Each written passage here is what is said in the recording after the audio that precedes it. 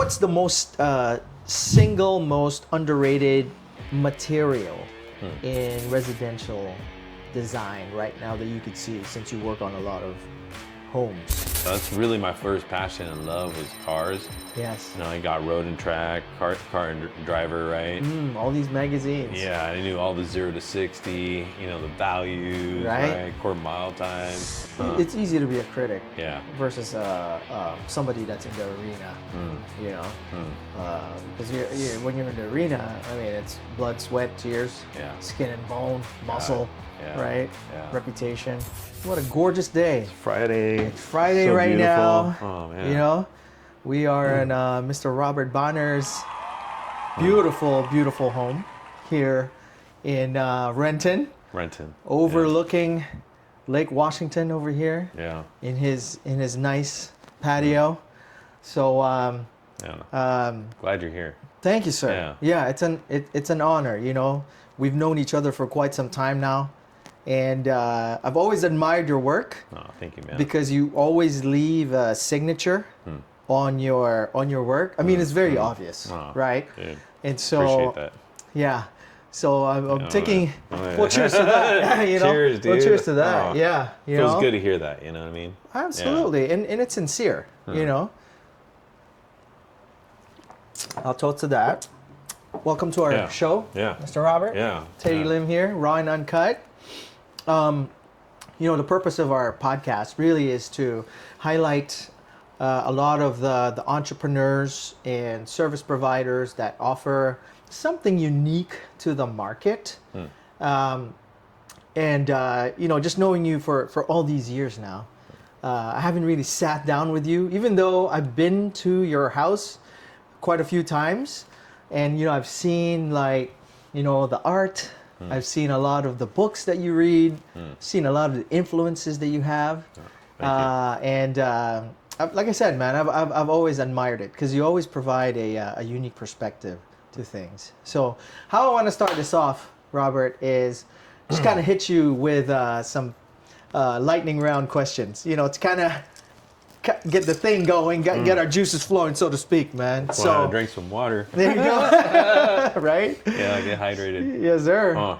So let's talk about influences.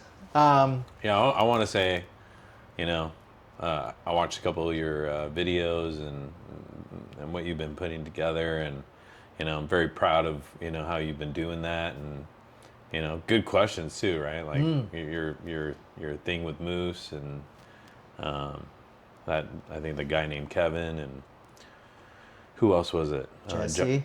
And Jesse, Johnny. Helena, and Johnny. Yeah. I mean, really well done, right? And thank you. Really personable, and you know, I'm kind of private in some ways. Like only certain people kind of really know who I am, and I like keeping it, you know, that way at times, right? Yeah. But you know, obviously I do radio, and I want to do podcasts, right? Nice. So here I am. Appreciate the opportunity. You know, honored to be, you know, part of your list of, you know, I think very interesting entrepreneurs in the Pacific Northwest. Absolutely.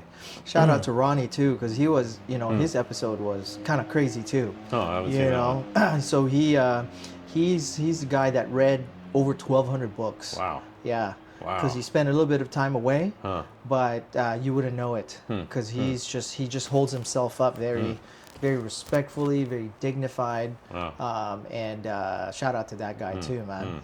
And and appreciate you mentioning that as well, Rob, because I want to make this episode, you know, just comfortable and really go at your pace. So if there's any topic that, you know, feel like might be prying a little bit too much, you know, don't be afraid to stop me in between.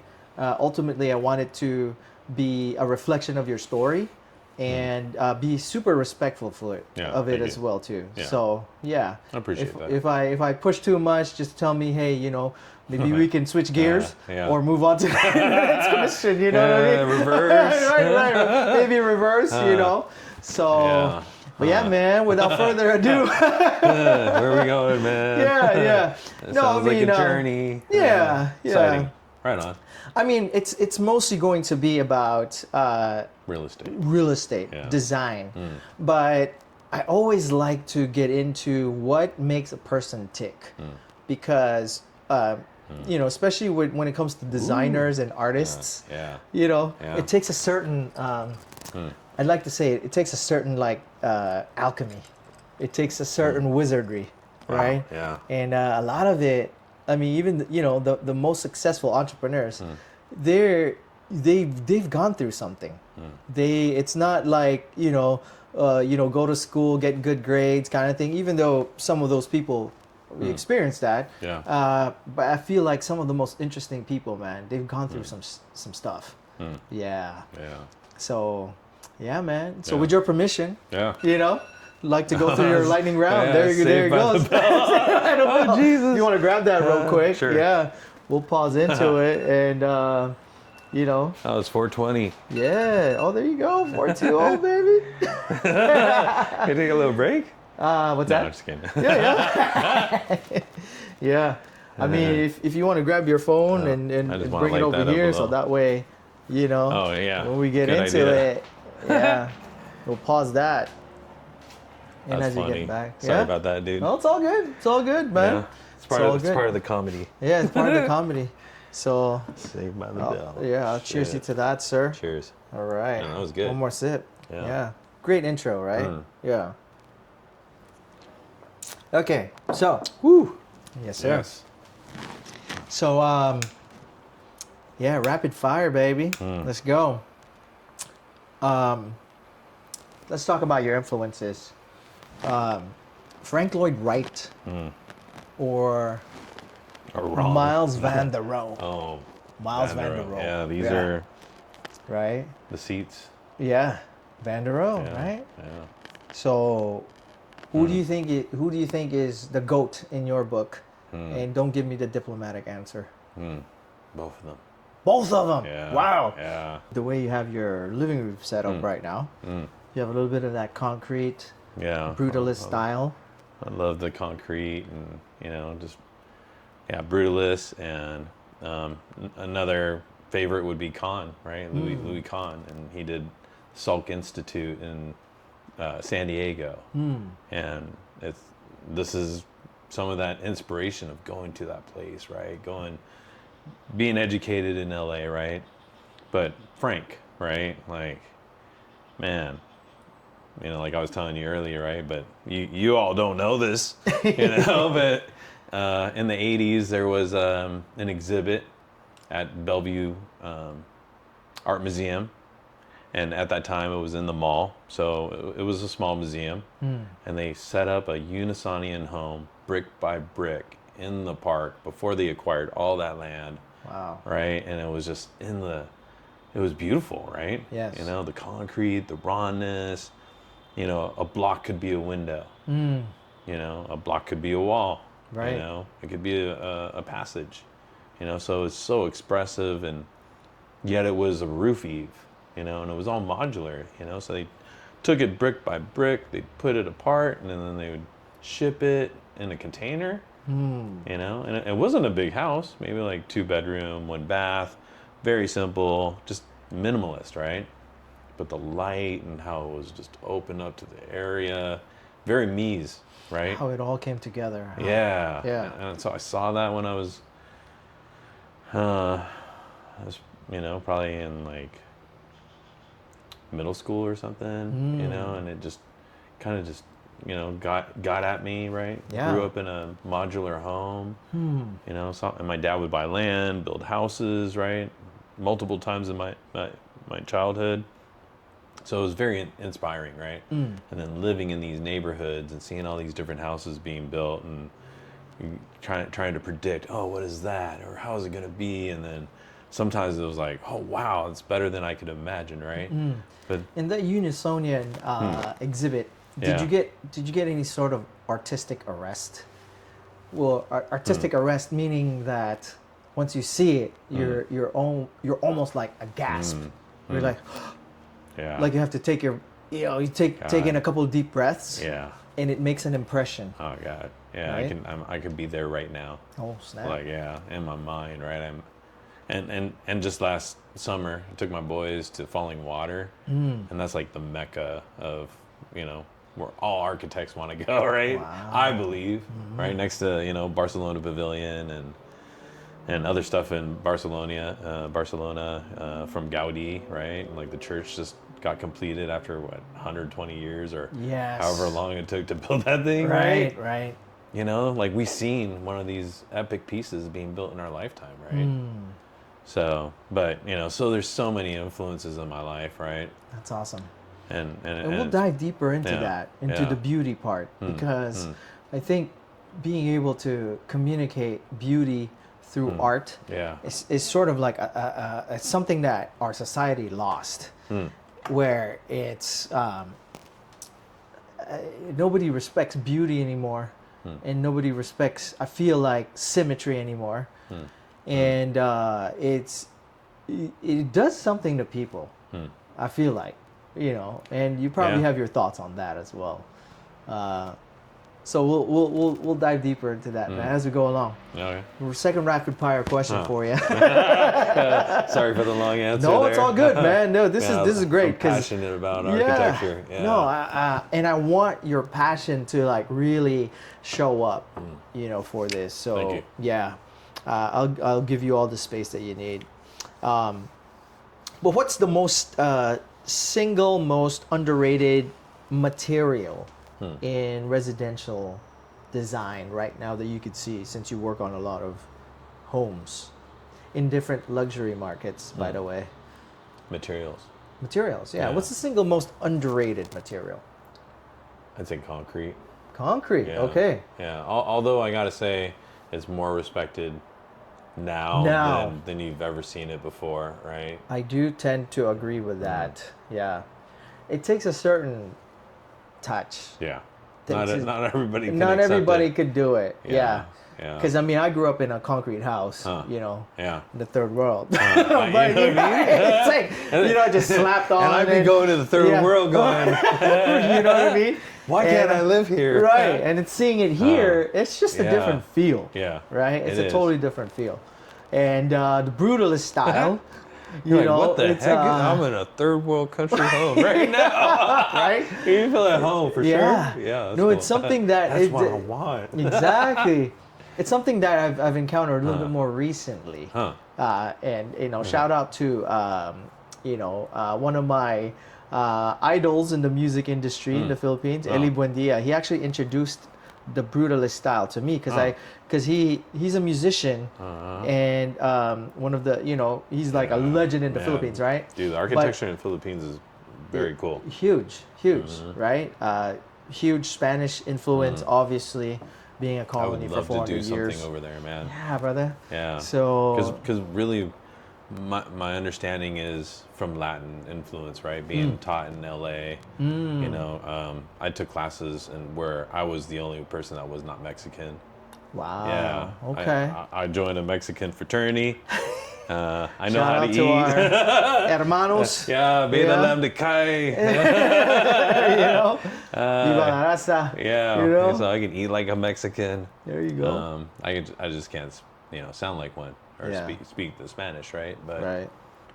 man, I go to Latin America. We got a big community here. Yeah, but in Latin America and Mexico, you got this freedom that you don't have over here, right? So, that's another story, right? But got the opportunity to explore down in Latin America, and every time I was there, I was like so influenced, right? So, a lot of this is kind of that Latin, Influence. Filipino, Korean, right? Kind of rawness, true to vernacular. Yes. What makes sense, right? Right. Humble. Right. But, cool, I think. Yeah. Nice. So, yeah. Awesome. Robert, the last time you cried, what set it off? Man.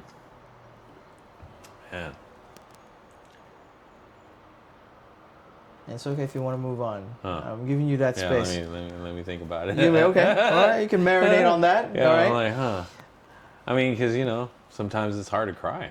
Yeah. That's what I've noticed. Right? Yeah. Lately, it's almost like, why am I going to cry about it? And I like that. but I am a person who grew up with a dad who would cry in front of me, right? Oh. Which was, and he was a white man too. where super white. Like my mom would have contests when we go to Disneyland. Who was the whitest guy? Right? My dad won all the time, right? And I gotta agree with her. Like I was like, dang, my dad was super white. So, but I think it's from that kind of feeling, right? Knowing, Okay. Cool. Yeah. We'll go back to that. What's, knowing you for a few years now, I know you're a little bit rebellious, man. So, design-wise, what's one design principle that you break on purpose every single time?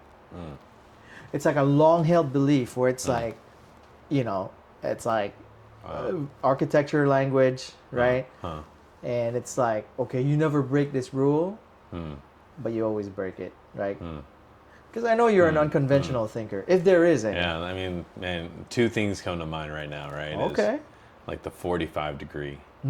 Like everybody loves the 45 when it was like 1980s, 90s, right? Everybody did the bay window. Okay.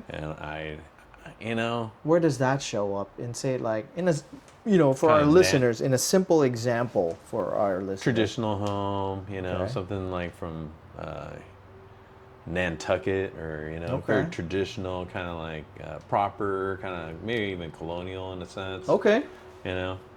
It could be any type of traditional acceptance, right? And so to do a 45 in modern would just be like, a crucifix, yeah. Sacrilege. I'm like, no, he did a 45. Oh, okay. Okay. And dude, it goes deep, right? Like I worked for a firm and the guy believed in this 45 design. Actually worked really well. Okay. I got to give him, it was actually very genius. You're saying it's cliche? Yeah. I don't know how. Yeah. You would say it's cliche. Yeah. Is it bordering on cheesy? There you go. Right. Or do most people don't notice it because it's such a part of and vernacular? And sometimes it makes sense. There's been times where I'm like, wow, it actually makes sense, and I have to give it up, right? But I love Frank Lloyd Wright, and Frank Lloyd Wright spawned a lot of people, which would be Schindler and Lautner. Lautner, yes. Yeah, and working on one right now. So Milton Stricker, was an apprentice. So many people influenced by Frank Lloyd Wright. Wow. Yeah, and so Schindler was so awesome in the sense that he would do these 5, 15, 30 degree angles. And they're slight. So you almost go, is that straight? Or is that angled, right? And you think about it, everything that we see is in perspective. Yes. So this is one of the things that I love, right? That's interesting, man. Yeah. What I just got present to is kind of like music. Architecture is kind of like music design because there is a structure. Yeah. To songs, whether it's classical, pop, rock, blues, right? There's a measure to it. Yeah. So that's amazing. No, it's great that you point that out because one of my favorite, I have so many heroes when it comes to architecture, right? Some people have heroes, sports and all that, right? I don't care about sports because all my heroes are like architects, right? I got so much architecture in my mind. You got a huge library downstairs. God, well, it's now I moved it to my office. Oh, so, okay, you did. Yeah, okay, I haven't my, seen that yet. My office is like my library, It's all surrounded, and I did that on purpose. That's why I have that bookcase up here because that's to go, right? Yes. But it's a beautiful bookcase. I mean, you want it? I used to have all my books on that, right? And so then I thought, wow, what if I could have my workspace? And then, some might say, hey, wow, your workspace is chaotic, right? But there's some beauty to the chaos, right? And I'm surrounded now by all these books, and I can go to them, right? And they're timeless. So Daniel Libeskind, composer. Yes. Right? Musician and philosopher. Yeah. And architect. Yeah, right. And did the 9/11, right? He came up with the master plan. When you go to Las You mean Vegas. the Twin Towers? The Twin Towers. Yes. Well, he did the second round. Right? The new one. Yeah. Yeah. Yeah. Izazaki, however you say his name. Yeah. You know, from Seattle, designed the Twin Towers, did the Rainier Tower in downtown, and people still don't know how that stands. But that, if that can stand, the others should have stood, right? And and he touched a lot of things in Seattle. I mean, Japanese architect chose to be here in Seattle, right? A Mies influenced architect, right? Nice. Classical in that sense at that time of modernism. Right. And for his influence and to be a single name to do the tallest towers at that time, you know, I'm half Asian, so shout out to the Asians, right? Right. But how many Asian architects are out there, right? Yeah. There's I.M. Pei. You know, at some times I'm like, man, I wish I was full Asian so I could represent, you know, but I'm not even at that level, You're right? passing, you know. I mean, once I get to the skyscraper level, you know. There you go. So shout out to all the, you know, architects who are doing that, you know. Right. And, yeah, good questions, dude. Awesome. Yeah. Yeah. Well, it's about to get better because we're gonna switch gears. Did I answer them? Well, you know, it's what I really like about the way that I provide a space for my guests is that I want their truth to come out, and so, you know, there's no right or wrong answer. Yeah. You know what I mean? So, but now we're gonna get into slightly, you know, deeper questions, where this is gonna be a little bit about, you know, Robert Bonner, right? Yeah. The origin, right? Take us back, if you would. Okay. Allow us, you know, Back to the Future, so to speak. Oh, cool. Yeah, You know, because it's a great segue. Yeah. I love Back to the Future too, man. Oh, dude, come on, right? Yeah. It's a part of how we are coded in some ways. Yeah. But Talk about 11-9. yes, right. But yeah, to, you know, kind of take you back, since you mentioned being half white, half Asian, American, Wasian, right? A Wasian American. You shared that your mom lost everything, right? When her father died, and she had to start all over again in L.A.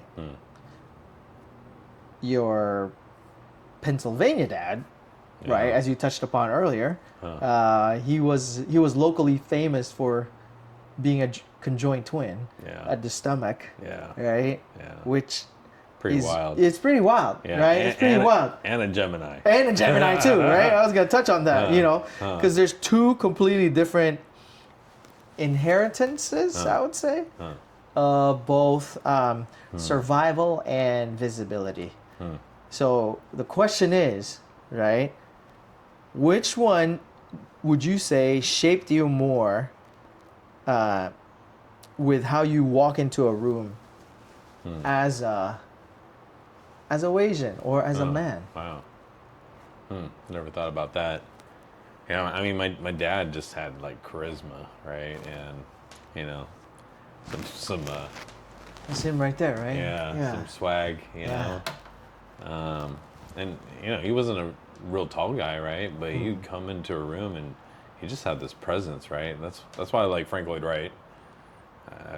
You know, I feel like he's very similar. Like my dad had that kind of attitude, that story too, right? Had a swagger about him, though. Yeah, you know, he was just he was a ladies' man too, right? Right. So, you know, he was just on top of it, and you know, he did multiple different ways of selling, right? So, and he was skilled, you know, typically the top of the chart of sales, right? Wow. Yeah, like Safeco. When my parents were selling insurance, my parents were the top in the nation. You know, so we'd get free trips, you know, paid by Safeco. I mean, that was nice, you know? Yeah. Some good perks. So you're an insurance salesperson then. Yeah. Yeah. So Did you build a team or? Yeah, he built an agency. Okay. Yeah, so my mom was one of the top too. Wow. So You they were know? both with Yeah. Safeco. She actually was higher than my dad. Oh. Yeah. Dang. And was really good in the Korean market. Mm-hmm. Because, Koreans were, I would say, in the Northwest, the Puget Sound region, there was no Korean agents at that time. Really rare. Very rare representation. Yeah, and they might not even know. Wow. Like their liabilities, their exposures. So your package? I don't know. Expecting a package? No, and architects are really good at the skill of design. But I would say marketers are different, right? And that's the whole other part of being a good designer is the marketing part, is the marketing aspect. Because it's kind of I would say, designers are fairly structured, with the way they think, especially when it comes to you're trying to build a building that would stand for a long time, right? Or at least most people would. And so you talk about the influence of gravity, the influence of slopes, the influence of wind, and maybe earthquakes at one point, right? As a designer, and so you're working with physics when it comes to these things, and it takes a certain level-headedness and structure to being a designer. So most designers are not necessarily like loud salespeople type, right? They're not like, musicians or rock stars or rap stars in any sense. But right? there are some of those characters Yeah. in architecture, which is really unique, right? Like some are artists, right? Like Frank Gehry, that's what made him different. He aligned with artists because there was kind of like this disalignment of architects. Yes. And so he's like, maybe I'll hang out with artists. And so he became famous for doing glass on top of studs. Wow. So you don't even have to put a header there. You just put glass on top of it, right? Wow. Yeah. What's an example of that? I mean, almost like this in a way, right? Okay. But you'd have some studs, and this has a big header across here, right? But he would have no header. Oh. Because it was just studs going all the way up, right? Wow. So that's what makes that house that I'm doing right now with that Milton Stricker home, right? Who comes from Frank Lloyd Wright as an apprentice. That's what he did too.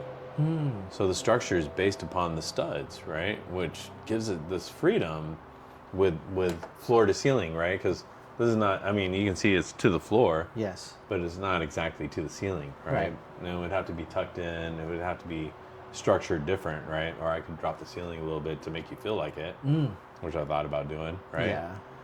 But it's almost there. Yeah. Yeah. And I mean, it's a good, it complements really well. And it's pretty level-headed all throughout your entire living room. So, which is good.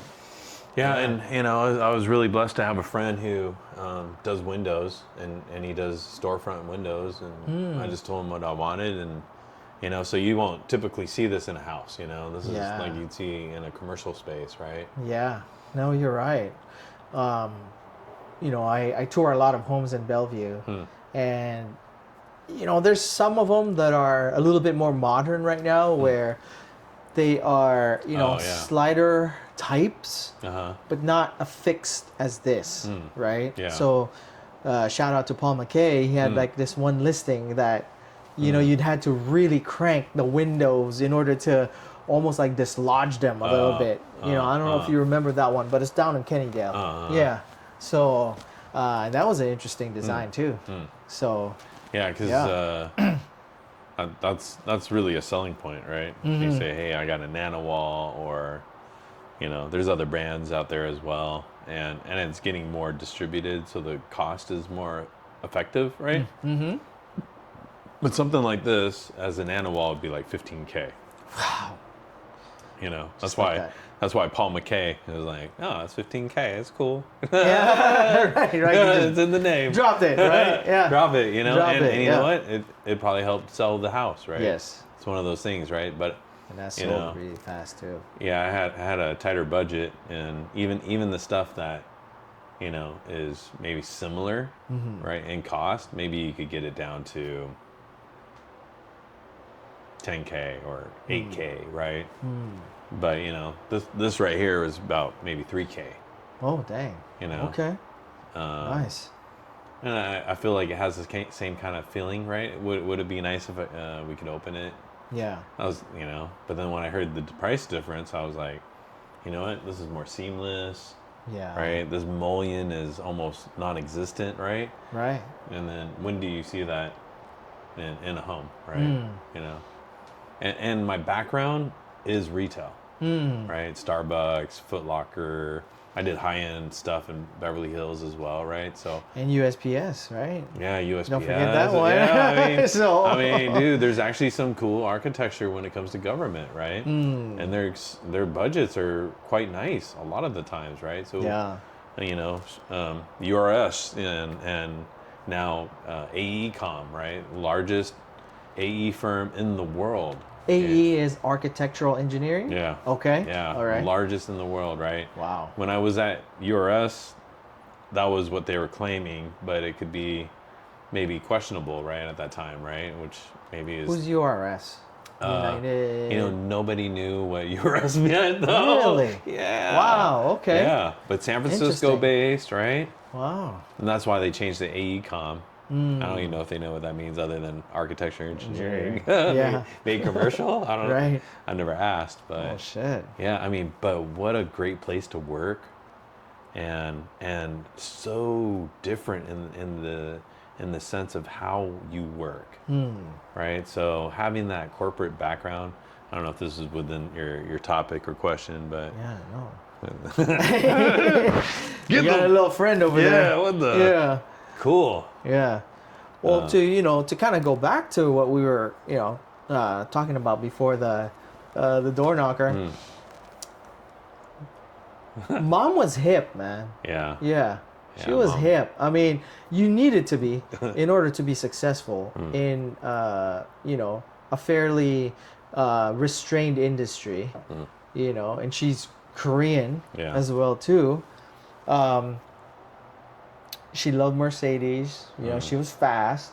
But your dad was the more chill of them two, if I understand that correctly. And he was a world traveler, right? Yeah. Had a way with the ladies, right? Married 4 times, like you shared, right? Yeah. And so, when you look at the man that you became, right? Who would you say is more influential? And you can't say both because you already said both earlier I with mean, Frank. I gotta say both. Yeah, you gotta say both. All right. As maybe, I want to say it's more complicated to say it's both than Picking one. one or the other, right? Okay. Because they both had their equal influence, and when people see like pictures of my parents, right, they go, "Wow, you're a combination of both," right? And I've heard that so many times, and I take it as a compliment, right? Because man, they had their walk, right? And man, I feel blessed. I knew their story at a young age, right? So, and they lost their parents when they were young, right? So I just felt so lucky to have parents, you know what I mean? And I was like, man, how can I lift them?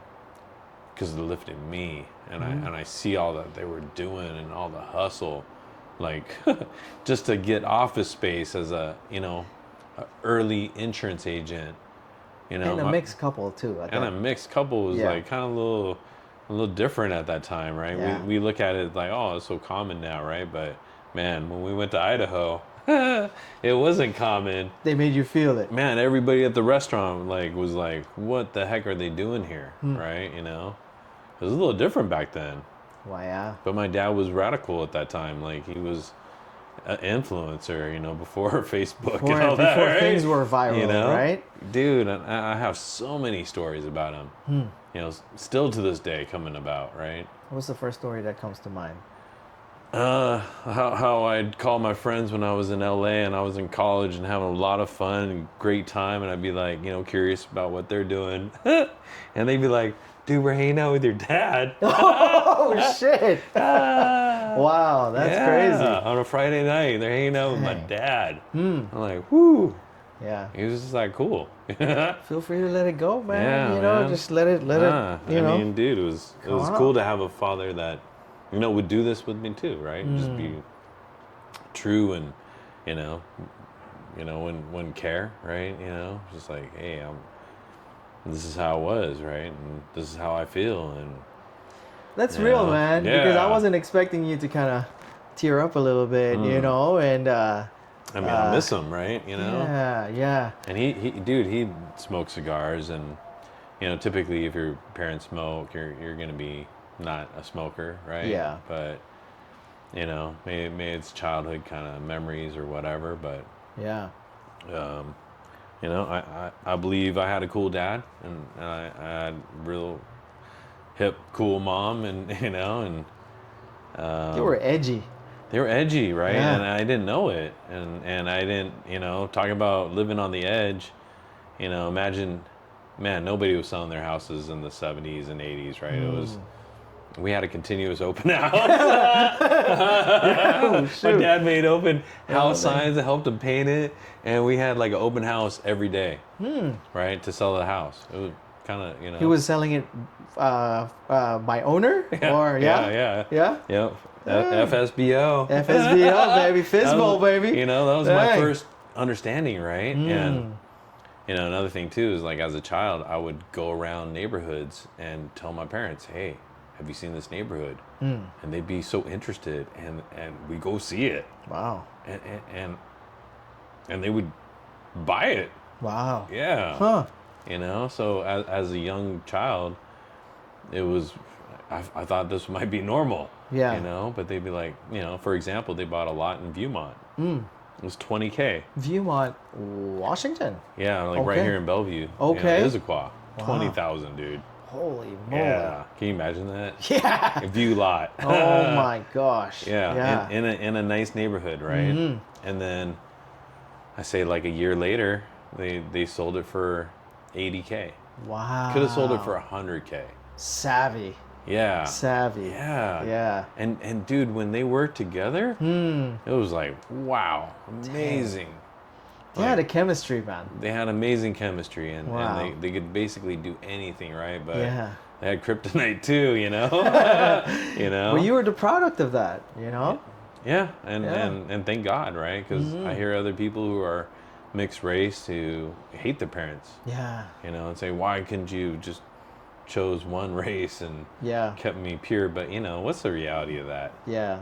I think you're made delusional, right? We all some got point. something, right? At some point, Yeah. yes. If you look far back, far Right. back enough, You're gonna get your DNA and say, yeah, look, I'm pure-blooded. We all got something, right? Right. So, Phil Chai right here. I mean, shoot. yeah, and I can only imagine what that means for you too, right? Yeah. Because I can be, oh, he's Filipino all the time, or no, he's Chinese all the time, sometimes. right? Yeah, Chinese sometimes. Right. But for some reason, I always think more Filipino than the Yeah. Chinese side, right? Yeah.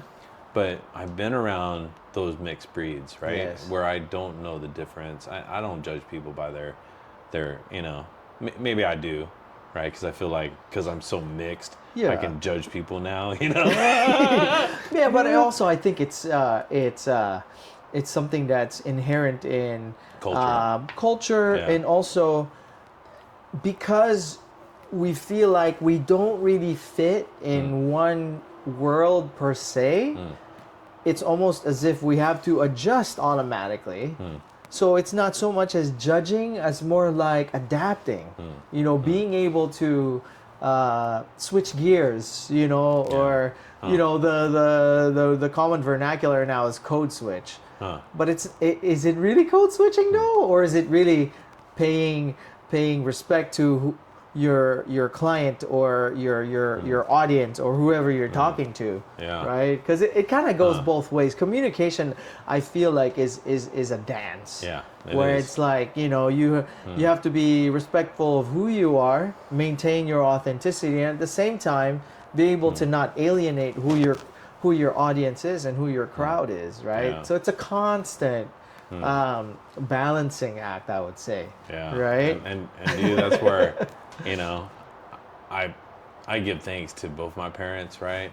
Maybe before I used to be a little more imbalanced, but you know, recently I'm starting to feel more compassion to my mom's walk and what she's, you know, went through. I can't even imagine it, right? My dad as well, right? Yeah. Like they basically, I mean, not to say my dad, you know, left it all, right? But he did, right?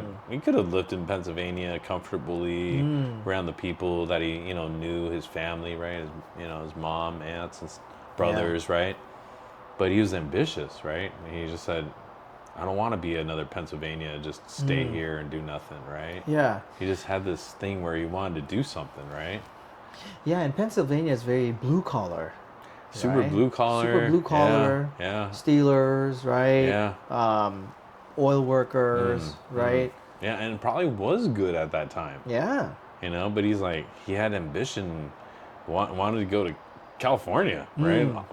Polar opposite spot, right? Right. You know, get in the sun, and it was him and two buddies, and they had nothing. And the story is they had one chicken for like 1 week or maybe a month, Wow. or whatever, and to the point where he wouldn't eat chicken, right? Dang. Huh. To the point where like, man, I don't eat drumsticks. You know what I mean? Like, So wait, they had a chicken, yeah, and it was a hen or yeah, a whole chicken. And, a whole chicken, and they made soup or meaning you would cut it up and almost like that, for a month, like that Elon Musk, you know, hot dog story with his brother, you know, when they started up, right? Yeah. You know, like same thing, right? Huh. And I had to do that too growing up, right? Because the 80s were, you know, difficult, right? Like selling a house. I think that house, we tried to sell it for like 4 or 5 years, something like that, right? Man, how did that affect you? Because you know you had a Mercedes SL in the driveway, and on the other hand, you were struggling with hot dog and rice. You know? Well, I mean, at that time we were driving Oldsmobiles, but you know, when the SLs came, it was like when my parents were, you know, just killing it, right? You know, like they had a formula at this point. Yeah. You know, and I think everything just came together, right? But man, they sold that house. It was like $250. Okay. And then they found a lot in the Summit, right? And it was like $275. Wow. so we were like homeless, right? But we had a beautiful lot. Yeah. Holy moly. We lived in an apartment, and they just had this dream, right? And me and my sister were a part of that, right? And my mom would tell us, okay, this is what we want. This is, you know, she understood a lot of this stuff, which was amazing, right? Almost thinking about it. Yeah, understood it in almost like a different level. Yeah. It was embedded in her. She understood space so well. You know, my dad too, right? But whenever my dad would try to do it, it wouldn't be successful, right? He said, 5 years later, maybe we sell it or something, right? So, but when it came to my mom, you know, that house actually was just recently listed and sold. Yeah. Wow. You know. How much did it end up selling for? I think $3 million. $3 million. Yeah. Can you believe it? From $275, right? Yeah. And however they built that thing, I don't know how they did it, right? Yeah. Like they cashed out on everything, you know. And yeah, we had nice cars, right? And you know, we ate pretty decent food, right? But I was doing the lawn care, you know, and I edged that thing, right? I was edging it. Yeah. You know, our house looked just as good as anybody in the neighborhood, right? And nobody would do that in that neighborhood, right? You know, still to this day, it would look kind of weird, right? Wow. But, you know, I was just so proud of my parents and all that they did to get there, you know what I mean? Yeah. Like... What did that persistence and that contradiction, because there's contradiction, but there's also persistence as well, too. What did that teach you? Yeah, just don't give up. Just don't give up. Yeah. I mean, I have clients right now that I've been helping for 5 years. Wow. Yeah. Most people give up on them, right? And not pick Yeah. up the phone, you know. And I've seen it, I hear it, and I get it, right? Now, doing it, I understand why people don't pick up the phone sometimes, right? Yeah, yeah. You know, because it's so personal, and it's right to the heart, right? I'm helping you live in your home, right? And you know, what if I went to school, and what if I did all these things, right? I actually worked in it, and I can swing a hammer. You know, I've been a GC as well, so if anybody talks to me and says that's not buildable, I'll get up on the roof and I'll build it for you, right? Or I'll assist in any type of way to show you how possible it is, right? Because I don't want anybody saying, no, that's not possible, Yeah. right? So I challenged myself in these ways, right? And I saw my parents just do that time and time again. Naysayers, you know, oh, no, I was like, yeah. Yeah. And they would do it, Yeah. you know?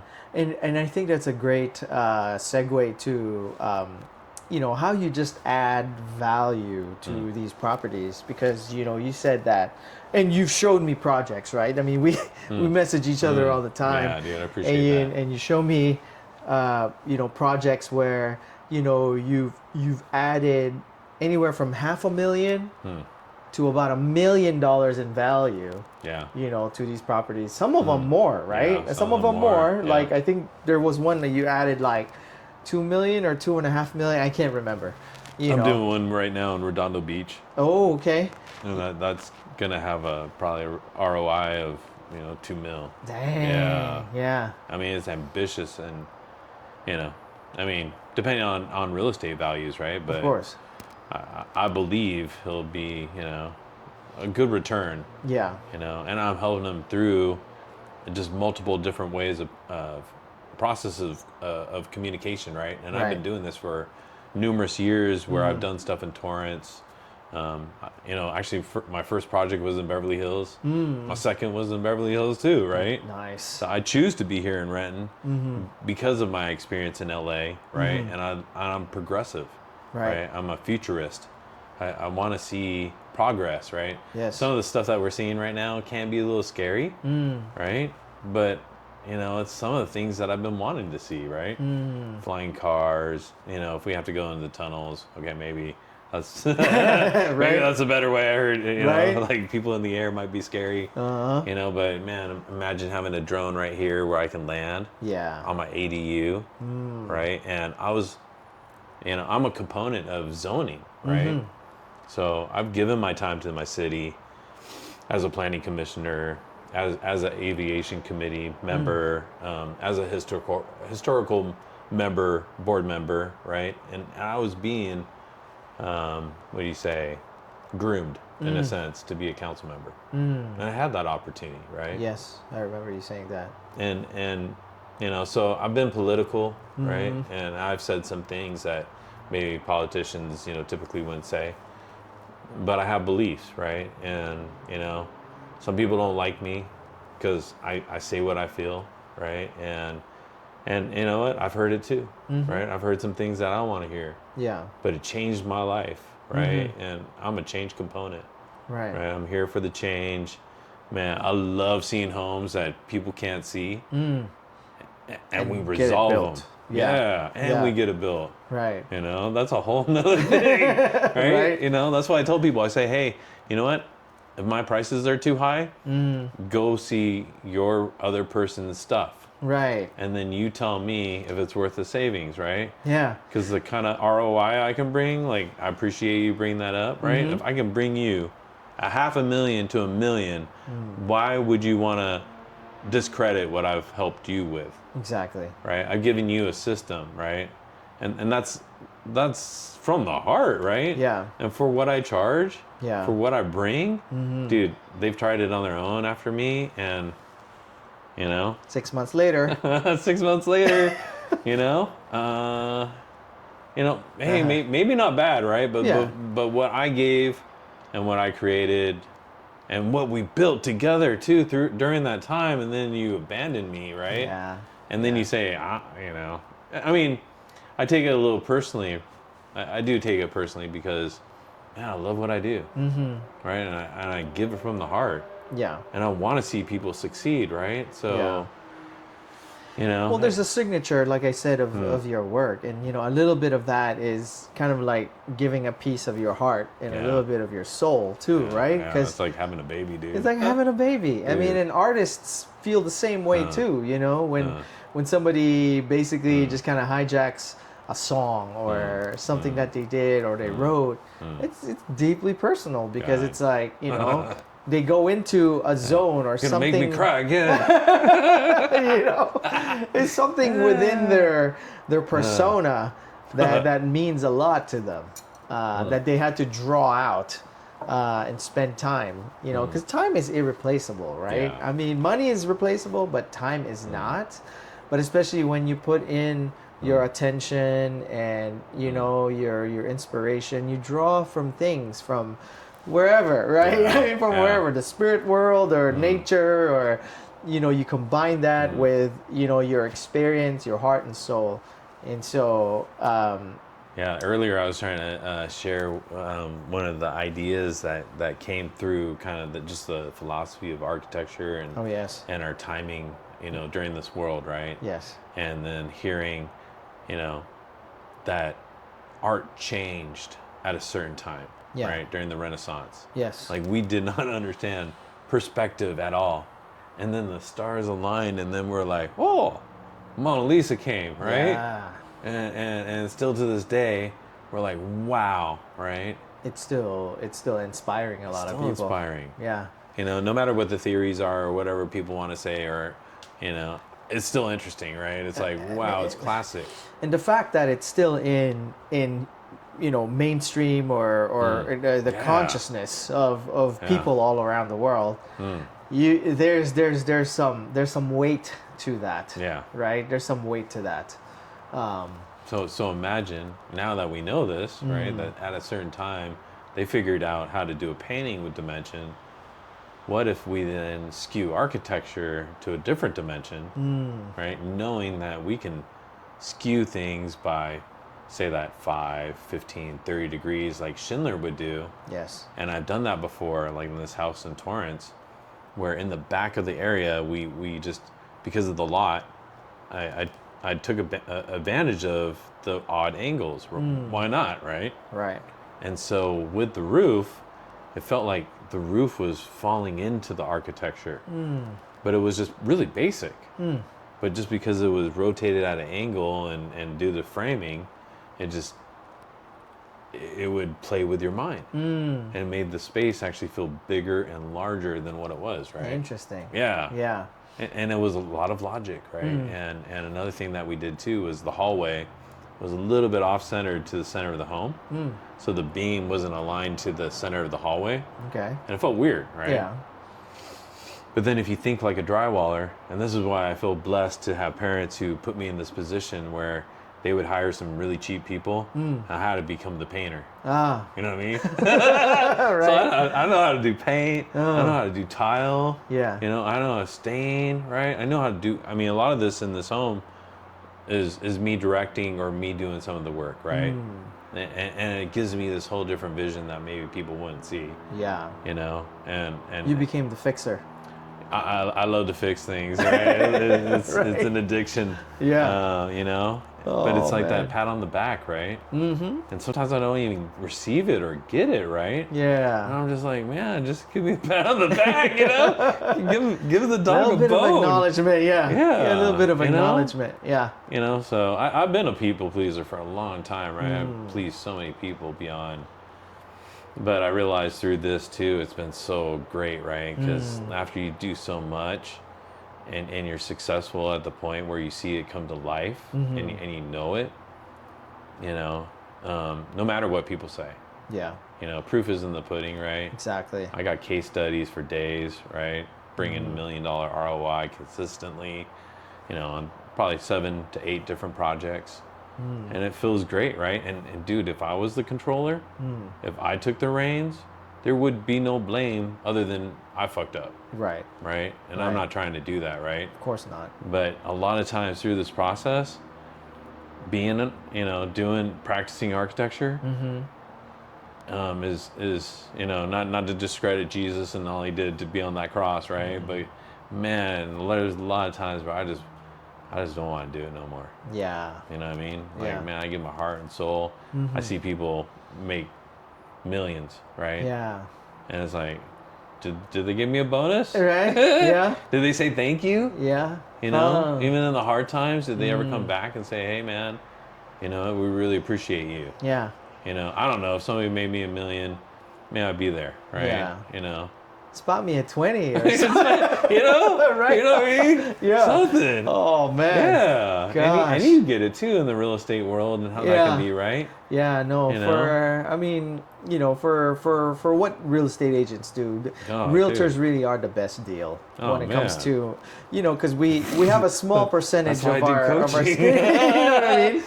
Yeah, there's a small kind of like skin in the game versus what we get to unlock for our clients, right? Because there's either stock equity or Wow. Right? There's such power in that, right? Ability. Exactly. To the point where, man, so many people have asked me, why don't you do real estate, right? Yeah. And I thought about it, right? Yeah. But I want to be focused. Right. Right? Exactly. And it's like, man, if we team up, and we can do things like, dude, we can leverage even way more. Exactly. Right? That's what I want to see. And that's what I admire about people in real estate is those real team players who know how to play team, right? Right. When you could be solo all day long, right? Yeah. Han Solo. Speaking of team, the vice president of Chevrolet personally called you. Oh, wow. Right? Wow. At That one was a good time. transition, dude. Right? I was like, what? So it's he personally called you, and then also the GM, the general manager of advanced engineering, sent you letters. Yeah. Yeah, of patents. Tell us how that world opened up for you. And what did you do to actually get their attention? Wow, that's a good, I mean, that's really my first passion and love was cars. Yes. I got road and track, car and driver, right? All these magazines. Yeah, I knew all the 0 to 60, the values, right? Quarter mile times. For our Gen Alpha and Gen Z, what are magazines? I mean, they're like internet paper on things, paper. Right? But limited. Right? Yeah, limited access. Limited access, yeah. I mean, you think you about had to subscribe. Dude, right? And it was expensive, right? Oh, yeah. So, those are the things I really appreciate about, my parents and some of their hustle, right? And their creativity. And shout out to Columbia Records. Oh, there you go. You know what I mean? For some of the magazines and those things, right? Yes. I mean, actually it was a good deal in some ways, right? Yeah. Until you had to really order the stuff. But BMG. Oh, dude. Club music. I mean, now to see how things are and how easy it is to access music or videos. Yeah. We watch DVDs here sometimes just so I can bring my boys back to how it was, right? The nostalgia and some of the love that they're having for that, right? But getting back on track. Yeah. Your parents, told you, because that was like your one love, right? Cars. Yeah. The first love, right? Yeah. They say first love never dies, Dude. Right? Which I can see in your driveway right now, right? Yeah. But what did it feel like? How did you reframe that when they said, you have to finance your own dream, baby? Yeah, that was, like, I always had to look back in different multiple ways because my parents were really transparent in their life and what they had to do and their hustle, and I was a part of it, right? I was the janitor as well, right? So they could negotiate their rent. And you know what? It's weird. One of my first jobs in architecture, they were like, part of your job subscription is to take out the trash. I was like, okay. And they were surprised, right? But your parents were surprised. No, the people who hired me. The people hired you. Yeah. This Jewish couple in Beverly Hills. Oh. But it was no bigger than this. Yeah. I might have to vacuum. Sure. Take out the trash, right? And I was helping my parents with it anyways, right? Yeah. So in a way, I almost felt like, wow, this is a sign. And then later on, learning from like Thatch and, mentors, right? And real estate actions through influence or meditation or beliefs. Yes. Bob Proctor, right? And I just love the things that he would say. And he comes from the janitor world, right? And consistently, I keep on hearing. Yeah. I didn't know Bob was a janitor. Yeah. Wow. Yeah. Huh. Interesting. Like he was, like trying to find a job and had no job. And I believe that was his first job. So, I'm like, wow, consistent signs of, and you know what? I work for myself. And I am this janitor still, right? And I have pride in it. I cut my own lawn, right? I cut my parents' lawn, right? And I'm allergic to grass, but sometimes I'm like, dude, that makes I can't see, Oh, bro, bad. That's crazy. Yeah, but I just love it. Huh. You know what I mean? So that's how you made it an empowering experience versus considering it as a rejection. Yeah. Yeah. God, so many times has that been my lesson where I just want to fight it, show them who I am, go, you know who I know, blah, blah, blah, and you want to battle. I can fight well too. Yeah. But, there's been moments where... You're talking about your haters or when you're saying prove it? Who are these people you're trying to prove it? Yeah, I'd say, people who discredit or talk down upon me. Yeah, haters. But they're motivators, right? You talk about alchemy and man, I draw lines on paper and they manifest into reality, right? And well, that's the first time it becomes from a thought to something that's real is when you write it on paper, right? Dude, and Goat Hill, which is a project that's live today, is on a 2,500 square foot lot in between two Kirkland parcels that are basically parks. Right. The fact that my client found that property, found me, believed in me to see it through, and there's so many times where I wanted to say "F you," where's my money? Right? Still, where's my money? 2,500. Is that the one that is like the three levels, and you had your Porsche like? That's the one. Yeah. Wow, that's a little sliver. 2,500. 2,500 square feet. Oh my. 50% far. Wow. So between parks. 1,250 square feet of the footprint is what people believe is the buildable total square feet of the home. Oh, total square feet of the house. And people still try to buy it, purchase it, design it, and failed years after years. Dang. Yeah, you know what I mean? That sound is my witness. Yeah, there you go. Right? And so it was... That's a huge testimonial. Dude, right there. man. I mean, every trial, every switch, do you think Kirkland wanted this home on a 2,500 square foot lot? They're kind of one of the strictest ones, God. I would say, because they have HOAs and, getting past that is, one of those difficult things too. Yeah, right? I mean, this one doesn't have an HOA, but Kirkland almost acts like an HOA. Yeah, the whole city. Yeah, the whole city. I mean, I'm like, we're not touching no trees. They like, no, we want to know what tree, the girth and all this. And they'll even go out there and I have a project right now that they actually officially went out. Yeah. I'm impressed. They love the trees, right? Yeah. And, there's something to it. Where does that rule breaker attitude come from, man? Is it from your drag racing days back in the day? Man, it's all these codes I gotta break. Right? From LA, setbacks, right? Like anything that I can do. Yeah. Going back to the Goat Hill is what we did. Yeah. And we got that thing up to 1,800 square feet. Nice. Yeah. And we got it built. Yes. And we got approved permit. Yes. And it was a challenge. It's and live. we got the drainage on there. Yeah. And it was live. Yeah. You know what I mean? Jeez. And I didn't even know. Yeah. Right? Because I was kind of a little bitter through the process, Because, man, I help people through the bitter end at times, right? And, and I know how it feels. And so sometimes, I don't know when to quit too, right? But dude, to see that when I had a client question, like, hey, you know what? I have this lot. It's like only this big, and I want to do this, this, and that. And I was like, whoa. It was like it's a gorgeous house. Dude, it was like, you know what I mean? Yeah. I didn't We'll drop the address in the you know, because I know which house it is, but I don't memorize the address off top, right? Dude, so I mean, that'd be amazing. Yeah. I'd be like, yeah, Raymond? yeah. Right? Holy moly, yeah. Dude, but you are that brilliant where you could understand and know those things. And my structural engineer, like I'll be like, hey, you know the McKay house, for example. Yeah. He'll be like, no. And I'll be like, you know the 127-221? And he'll be like, oh yeah, that one. Yeah. So, and you would know it like he off knows top. it. Yeah. Yeah. Off of the dome, huh? Yeah. Crazy. Amazing. Yeah. Awesome. The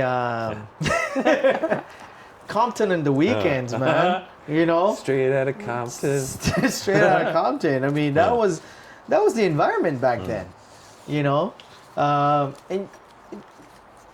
and nobody who ever did anything great would say would play it safe. I feel like.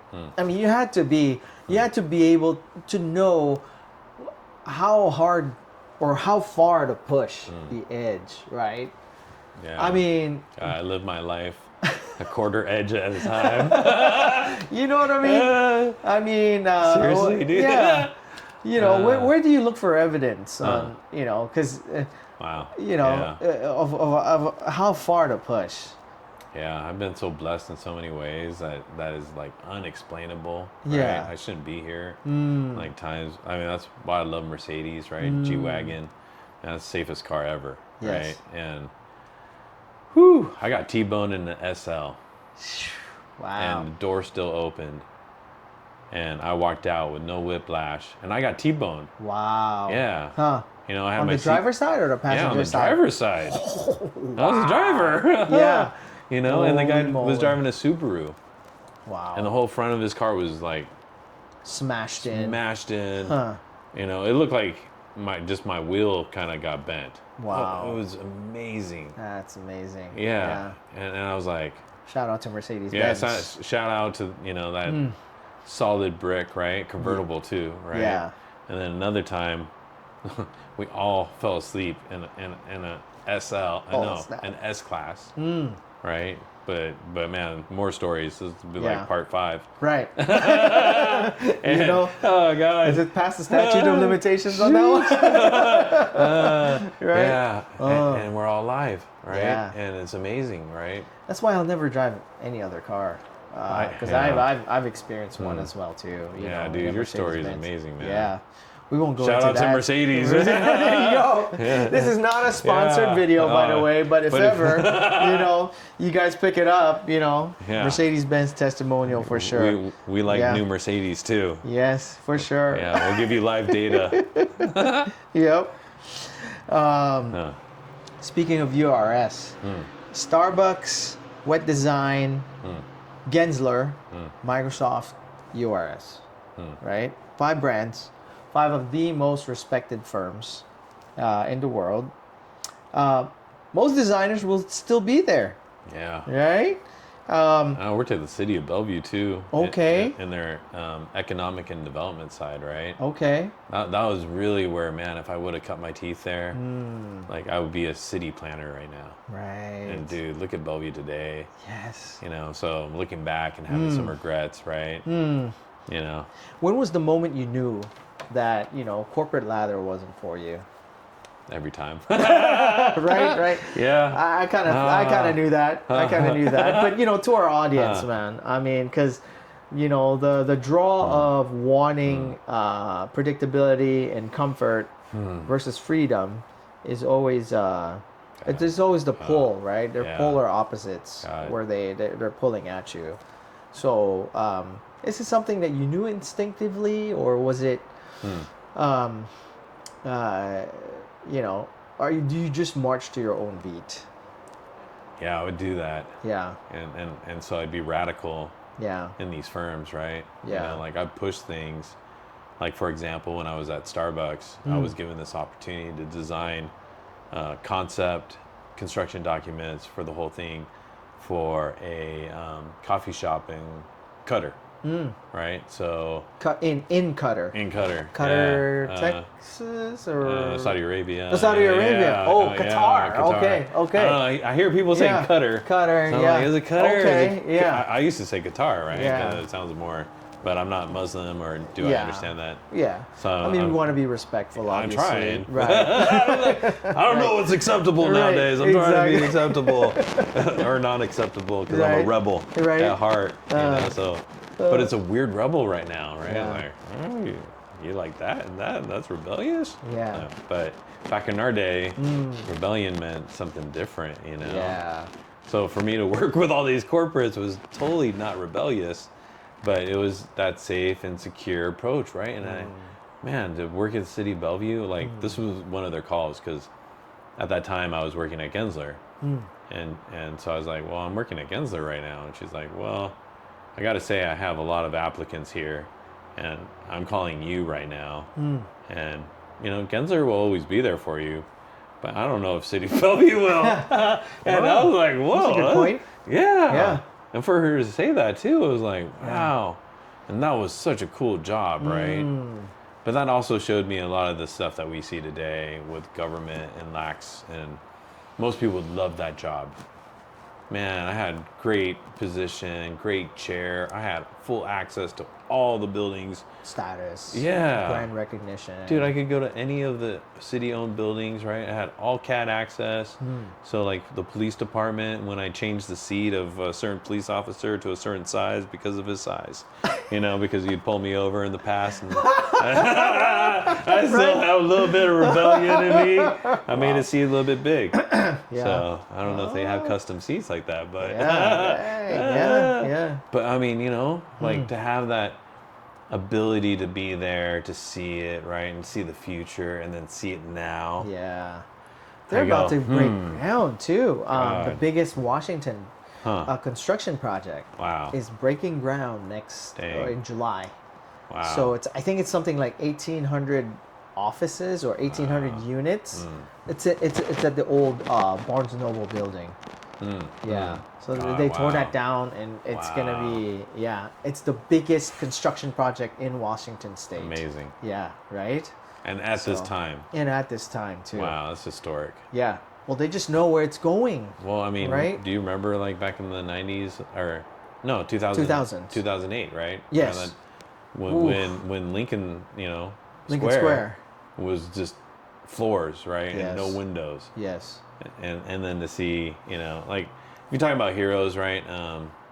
You know, it'd be Kemper Freeman as well, right? I just love what he did to Bellevue, and just ingenuity and shaping of, you know, Japanese farmland, you know, which is kind of controversial in some ways, because I feel like, you know, maybe I shouldn't say too much, but you know, I feel like both went through similar things, and you know, I can't say the communities are indifferent or anything like that, but it'll be interesting an interesting story to see how he ended up working on that project too, or you know, give some contribution to the roots, right? Would be like, you know, like bring in an opportunity to collaborate, right? And me being half Korean too, sometimes with some of the past and the history, right?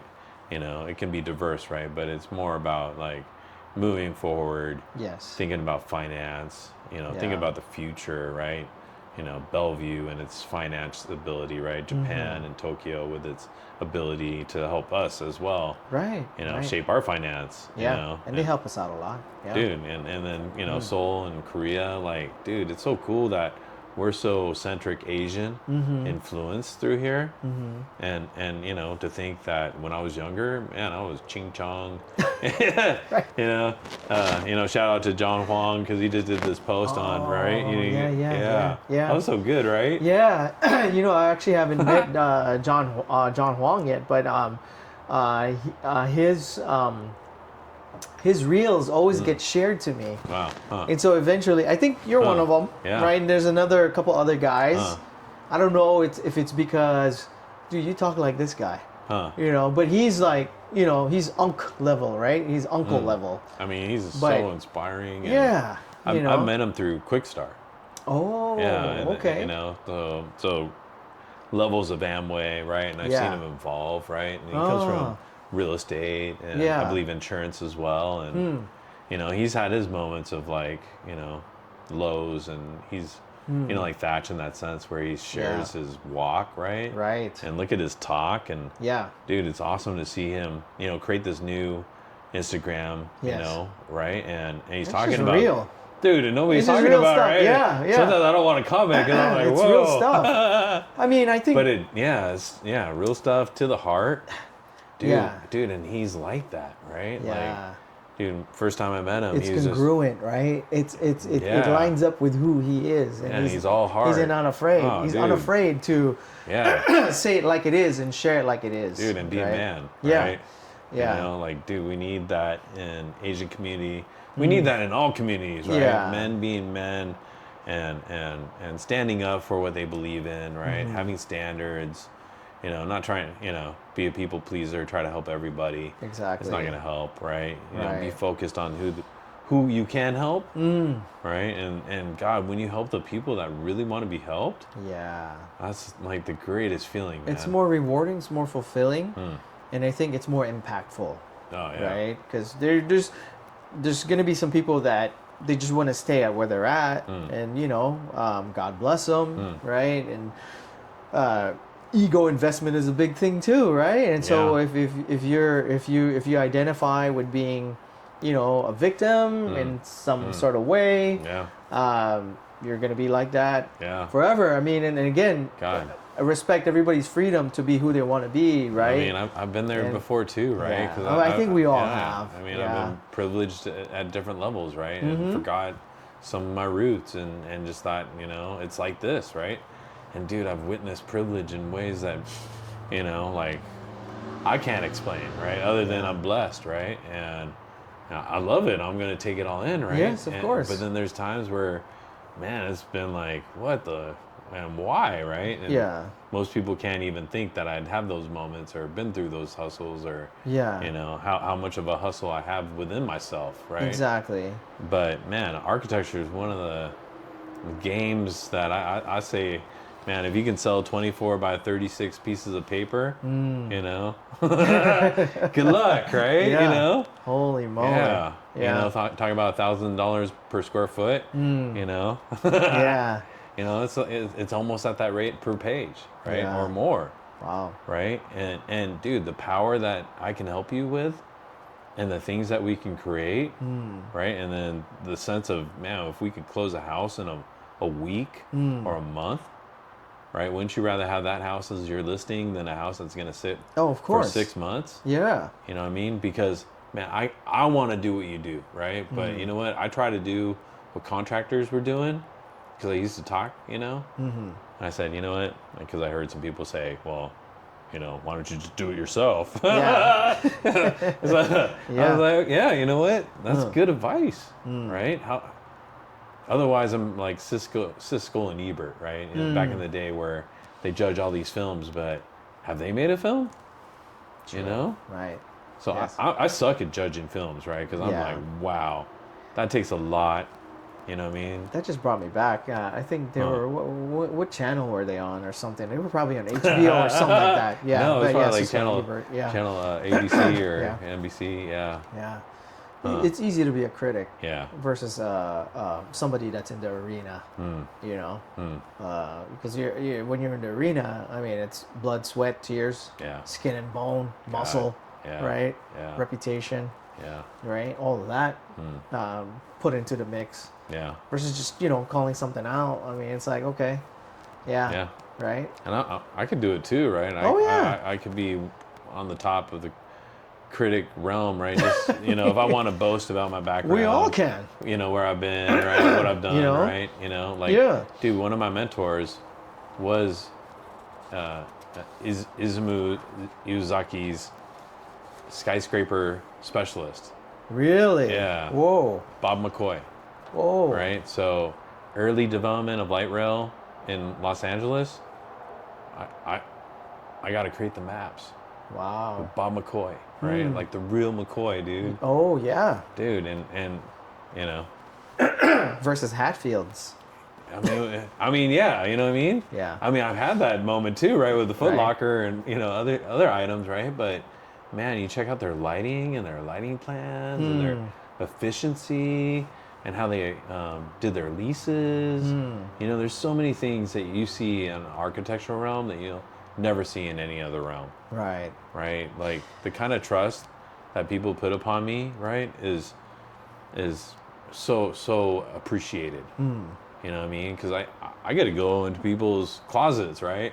Literal closets, open them up and go, what the, right? Or go, wow, these people are amazing, right?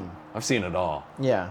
And, well, it's a combination of a lot of things, like a recipe, right? And you know, in architecture and design, you know, there's the ROI, there's a return on investment, right?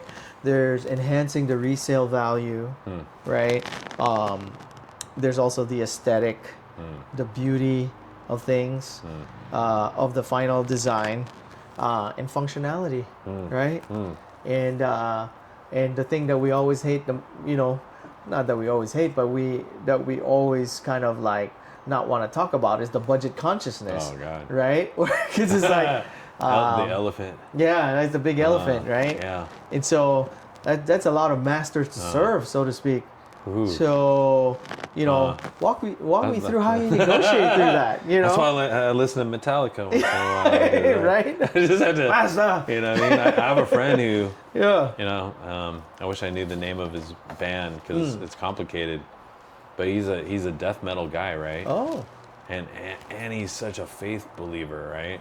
Which is so amazing, right? But man, sometimes when I'm in that moment where I got so much in my head, I'll turn on his music. Oh, really? Yeah, and I'll just, you know, right, you know? And people would never believe that I would listen to his music, right? Yeah. But when I was in LA on Mondays, I was hanging out with the goth people, right? In my polo. Yeah, yellow and blue. White shorts and shit. Looked so funky, right? Shit. But I loved it. Right? I'm odd, I'm weird. It's a release, I think. Yeah, I love architecture, I love cars, I love life. I'm happy a lot, right?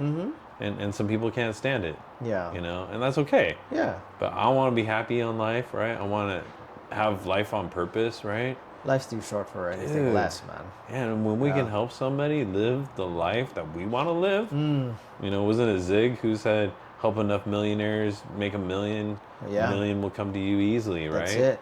Yeah. So I'm like, okay, 6, 7, you know, 6, 7, you know, yeah. But it's a formula. Yes. Right. And I hear about systems and, you know, Henry Ford, right? Like, man, he's all about that process and whatever you want to give him credit for, it's that assembly. Yes. Right? Assembly line. Yeah. Dude, and learning that, understand that, right? Having a system like you do, right? Man, like door knocking or, you know, that's why I aligned with, or you marketing. know, Thatch, right? And that's how I met you and a lot of your crew and your connections, right? Yeah. It's just for the fact Here's that... the AID group.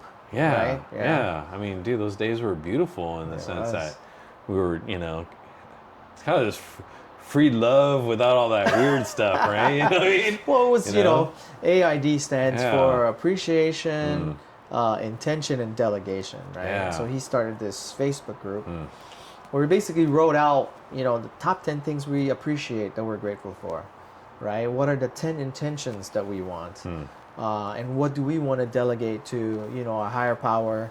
In both you and I, it's God, right? Yeah. It's hallelujah. Exactly, right? It could be anything for anybody, right? But I think that's where we met John Tsai as well too. You know, shout out to John. Yeah, John. And he would write out, you know, he was like the best of them. Yeah, yeah. You know, John would motivate me. I was like, oh dang, I forgot to. Yeah. You know. That's why it felt so natural just to partner up with him. That's so cool. Yeah. I was happy to see that, right? Yeah, yeah. You know, because I know how Thatch has been an influence to us and, you know, has helped us, you know, build kind of this mentality and kind of a system, right, of regimen. And man, I was just sharing this witness to my sister in Pennsylvania. And I was like telling her how one time I wrote in delegation, I want 3 projects from Chris, right? And I work with a friend from high school, Chris. Yeah. And he gives me all these projects all the time, but he's never given me 3 projects in one day. One time, yeah. And that's a big asking, right? Yeah. I was like, why not? And I was seeing things that were just like waterfront homes, after a waterfront home, right? And it really helped me on the asking. Like, what am I going to ask, right? So I got more specific, and I was like, hey, and I was almost like a joke. I didn't even think it was going to happen. Wow. Right? It's so far out. Yeah. I'm like, okay, Chris is giving me 3 jobs in one day. Done, right? Yeah. Forgot about it. Right. And then I get a phone call, like maybe, 30 minutes, hour, something, Wow. in the day. In the same day. In the same day, right? Wow. And the guy says, hey, I got 2 projects for you, and I'm ready to go. Here's the addresses. Can you come with, proposals already? Wow. Yeah, I didn't even ask the price. Dang. Yeah, and I wrote it down, Huh. right? And came, showed him. He's like, oh, okay, great. Wrote checks for both of them. I as-builded both of them in that day. Jeez. And then he said, hey, I didn't want to, put too much on your plate, but you want a third project? Wow. Because I'm impressed. Yeah. Right? That I could as-build 2 homes in That's that time, amazing. right? And that was the last time the Seahawks won. Oh, okay. What year was that? 2014? Yeah, something like that, something right? like that. Yeah. Dang. Yeah. It's been a minute. You know what I mean? It's been a minute, and so guess what his name was? Chris. And I didn't even know this Chris, right? Oh, wow. Yeah. So look. I mean, why would I not have belief if I witnessed that for myself? Yeah. Right. And I said Chris. I didn't say Chris Roble. Yeah. It was a different Chris. Now he's in Utah. So you're saying that, juggling all of these is a part of making sure that you have enough room to release, right? Is to release the, you need to have some sort of creative outlet, right? So whether it's getting into a mosh pit with a bunch of like goths, and at the same time, it's also about being grateful. Yeah. Because, at some point it comes down to matching the vibration that you want. Yeah. Is that correct? Did I read that correctly? Yeah, I don't think anybody believed that was at Lollapalooza in the mosh pit. Yeah. You know what I mean? But, I have those moments, right, where I just don't care. And I just, I'm in, wow, man, thank you. Yeah. I just go in my world, right? I be who I be. I don't care what anybody says. And, man, I've felt judgment all my life. Having half breed, this and that, right? Ching chong and all that. Dude, I got a lot of it, dude. Huh. Even in college. Yeah. You know what I mean? And some of them were my friends. Yeah. You know It's what so I mean? crazy how... And they were different races, too. I'm like, what the hell, you know what I mean? Like, I thought we were... No, it's so crazy how, like, speaking of John Huang, he was responding to a video that I just saw. It was a reel of a younger Asian gentleman who was kind of like saying, man, why is it so cool to be kind of Asian or half Asian now when back in the day when we were growing up, we were getting... so not cool. Exactly. We were getting called all sorts of different things. And I just love how John spun that. John Huang spun that into saying, well, he called the guy young nephew, nephew. I mean, right now it may be cool, and you may have gone through these struggles in the early 2000s, but as an older quote unquote uncle, right? When we were coming up. We were getting, there was real consequences for, getting into the wrong neighborhoods and you just happen to be, Asian, right? And so it's kind of like I love how empowering that was because he mentioned that, okay, well, first off, you got to realize life is not fair, right? We're all been preconditioned to think that we deserve things really quickly without putting in the work, right? Because with technology and just the way things have progressed so much, right?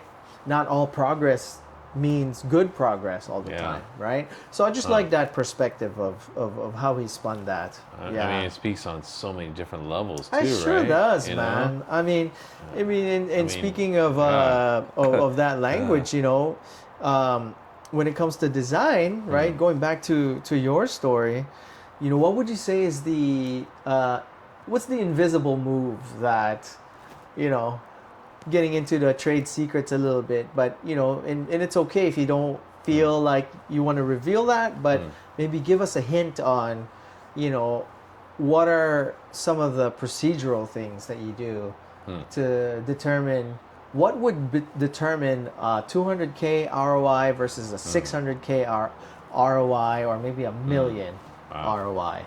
That's a great question. What's the differentiator? Like, let's say you have this move to do right here. Why would you pick the knight? Say like versus opening up with a pawn. Let's say, right? If you look at it from that structure. Yeah, I mean, man, I see so many opportunities and so many deals, right? And it's super strategic, right? Location, zoning. Yes. It's a combination of a lot of things. Yeah. The jurisdiction, right?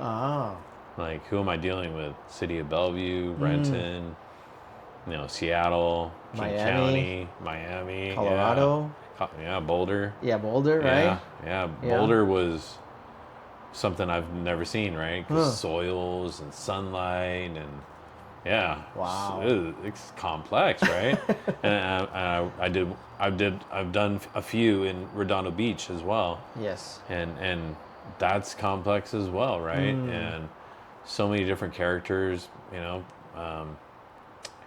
Torrance, right? So I'm willing to go out of my location, Comfort zone. right? Comfort zone. I've done a lot of fire restoration, so I've done things in like Thurston County, Pierce County, King County, Snohomish County. Wow. Yeah, Puget Sound region. Puget Sound region, pretty much everything around, right? Ocean shores.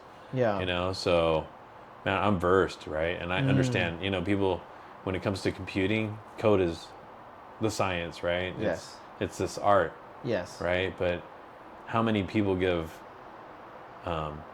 respect and love for the art of coding when it comes to architecture and the zoning, right? So one of my heroes would be like Bajori Ingalls, right? When you go to Vancouver and you see that tower by the freeway that just twists and nobody could figure that out. Yeah. Right? Yeah. Like, man, that guy's like my age. I see it all the time. Yeah. Holy moly. Yeah. He's your age? Yeah. And he's still around? Yeah, and he's doing all this cool stuff, right? Wow. Okay. So, he Ingalls. he would be a Starkitect.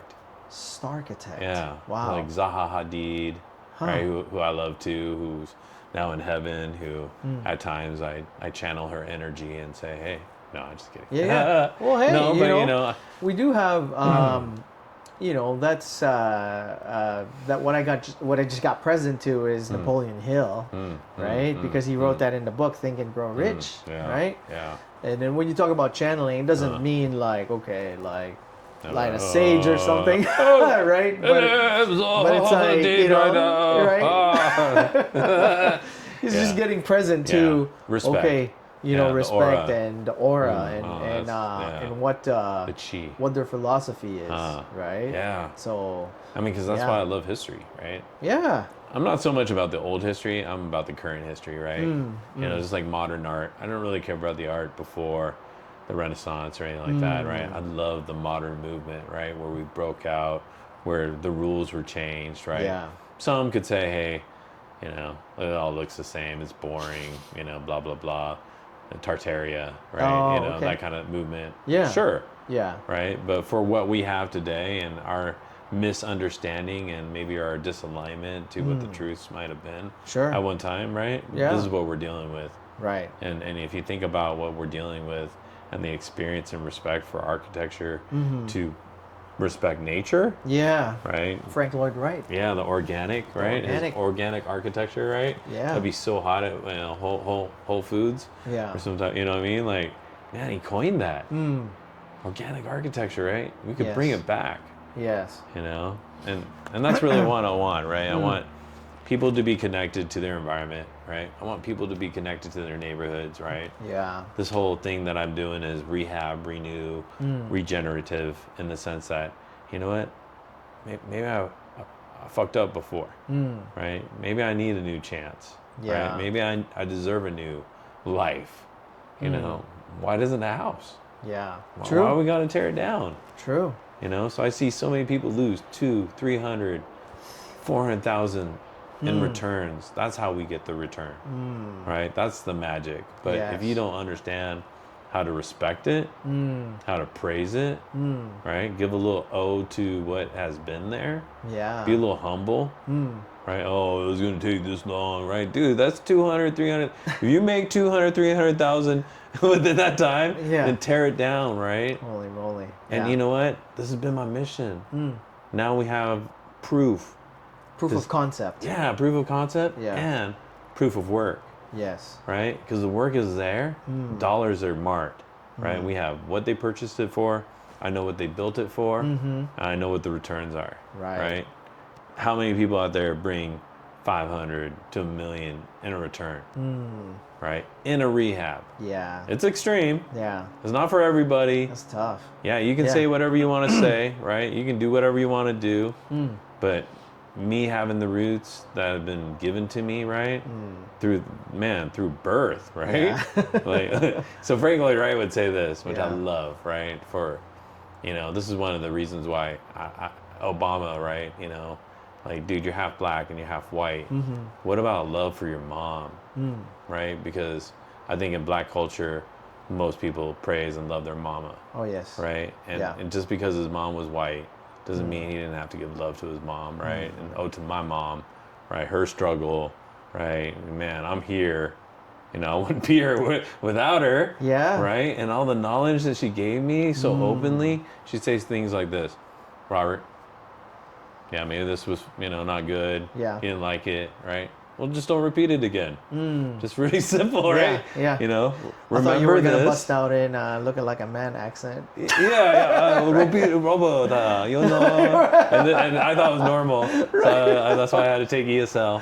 And so I only, you know, but it was embarrassing, right? Right. Can you imagine? Yeah. This is my only language, and I'm taking ESL. Yeah. But dude, it gave me this thing. Yeah. Where I can understand almost anybody. And they're like, how do you understand me? Yeah. I've been in that, right? Dang. And I saw my mom try to explain things to people, and they would just be so cruel. Laugh at her. Why don't you go back to your country? Yeah, like, Right. why don't you learn English? Like, Jeez. dude, she knows Korean too. Right. You know, do you know Korean? Yeah. Why don't you try that? And Exactly. then give me a call, right? And I just see her stand up, right? I mean, to extremes, right? Yeah. And she put that in me. And so, man, Koreans got a lot of fight in them, man. You know. they call it, they call it the Han, right? Yeah. And I have friends who say, dude, you're more Korean than me. Yeah. You know, Hey. and like, I got the Han, right? I teach Korean people like history that they don't even know. Like my mom, right? Right. I was like, Mom, why are you driving a Japanese car? Don't you know what they did? Shout out to mom. God, you know? Yeah. But I was like, you know what? Now looking back, I'm like so happy she didn't have that burden, Yeah. right? I'm so glad she didn't have that hate, Yeah. you know? And plus she looked really cool in a 240Z, right? Like who was driving a 240Z at that time, Yeah. you know? She's a fashionista.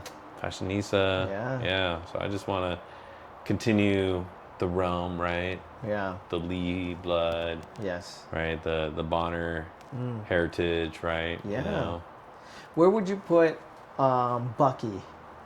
Because, you know, Oh, geodesic dome, I was like, you're Right. talking about the muffler place? Bucky's, or the barbecue place. Yeah.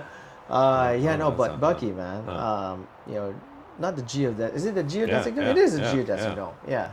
You know, I mean, does he? What role does he play in your design language, and in does he influence you at all, or is he not so much? I think he was so at a different level that I can't even Yeah. incorporate what he was doing. Yeah. people would think people think I'm wacko now. Yeah. I'll be like, hey, Yeah. how about we bring a little Bucky into this, just a corner. Just a corner, yeah. Right? And he was doing a full-on Bucky ball. Yeah. Right? Epcot. I think he was a professor at MIT. Yes. Just revolutionary philosopher. Yeah. Robert Kiyosaki. That's one of his mentors. Right. And then that's crazy for me to think that, Well, that's why I thought roots. That's why I thought you had this hexagon table. No, this over is more here. Frank Lloyd Wright than Buck. But you know what? I got a Honda Civic, 78, right? So that's another thing I do is, man, I don't know what it is, but I just can't let go of things that I think have potential, right? I go, man, I see that potential. I polished it up, right? So I had this thing about the Civic. Economy was going bad, Joe Biden, high gas prices, right? It felt like all those stories my dad was telling me in the 70s. So I was like, dude, what if I bring it back? Go way back, right? Bring it to the moment. Yeah. So that was my thing. I restored that whole car. Is it 78? Yeah, okay. 78. Yeah. And then, I like to create history with my cars. So I was doing a search on eBay, and it was Buckminster Fuller saying this is the coolest car. No. Yeah. Okay. So that's how we linked it together. Wow. And I was like, whoa, this guy, it's a whole different level, right? Professor, collaborator. Like, how do you go to Disney and say, let me make the coolest thing in Disney? You know what I mean? Yeah. But it's going to only cost you probably, $25 million or whatever that costs, right? Right. Like, dude, and I'm trying to tell people, like, hey, it might cost $300. Yeah. But what? Well, Disney Hall probably costs like $2,500 a square foot. Who knows, right? Yeah. Hey, why don't we just wrap it with titanium? Right. Oh my gosh. So, shout out to the Starkitects. Right. That level where you just see, and they all start with houses. Yeah. The thing is, the house is so integral. We kind of treat the house kind of like it's kind of like the human body, right? Because there's inputs. Oh wow. Are There's outputs. you psychic? Was that what you were thinking? Yeah. But even the space, right? Even the energy it's a system, right? Yeah. Water flows in, it flows out. Electricity flows in, it flows out. Wow. Same thing with the body. We have to nourish the body with nutrients. In a house, it's the energy, right? It's the energy of the people that's in it. The And I don't know the address, right? The street, the I love neighborhood, numerology in this right? And so, where I was trying to go with this was, when you think about designers and Buckminster Fuller, when you say he's on a different level, he looks. It's almost as if like it is kind of like warlocky a little bit. It's kind of like wizardry a little bit too, because you combine all the elements of nature and the earth and where we are in the cosmos, right?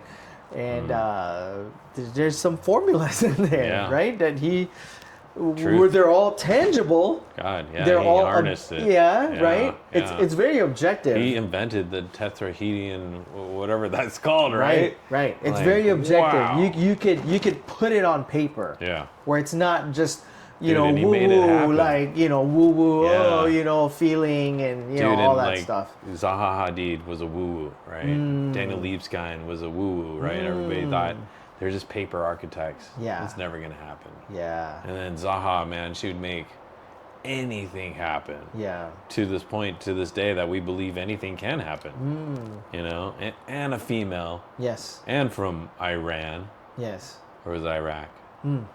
Iraq. Yeah. I think Iraq. So, that's revolutionary in so many different ways, right? Yeah. You don't see too many women in architecture. Yeah. Nor do you see them making that type of impact, right? That's true. So male dominated, right? But fundamentally, right? I see a lot of these architects come from revolutionary ideas in residential homes, right? How can I make a home something different, right? Yes. So going to LA, being educated there, I thought I knew a lot, right? Having, the pedigree and all of that my parents taught me, I was ahead of so many people, right? It was so easy for me. But I was so blessed to have teachers that would challenge me, who would tell me, really, you think you're that good? Maybe. I think you do better. Yeah. Right? Talk to us a little bit about like where you went Oh. to school for that. Yeah, so I went to a little small school called Woodbury.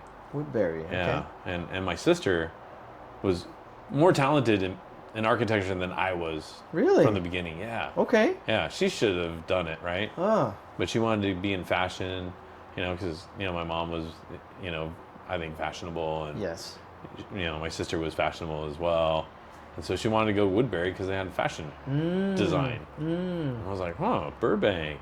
And I was always intrigued by film, movies, Charlie Chaplin, right? Oh, yes. And I was like, man, if Silent I could... era movies. Yeah, and sun. Yes. Although we have a beautiful day here, right? Yeah. Better than LA. I was like, man, if I could go to LA, that would be interesting, right? Mm-hmm. So, Woodbury, small school, influenced by a new school of architecture.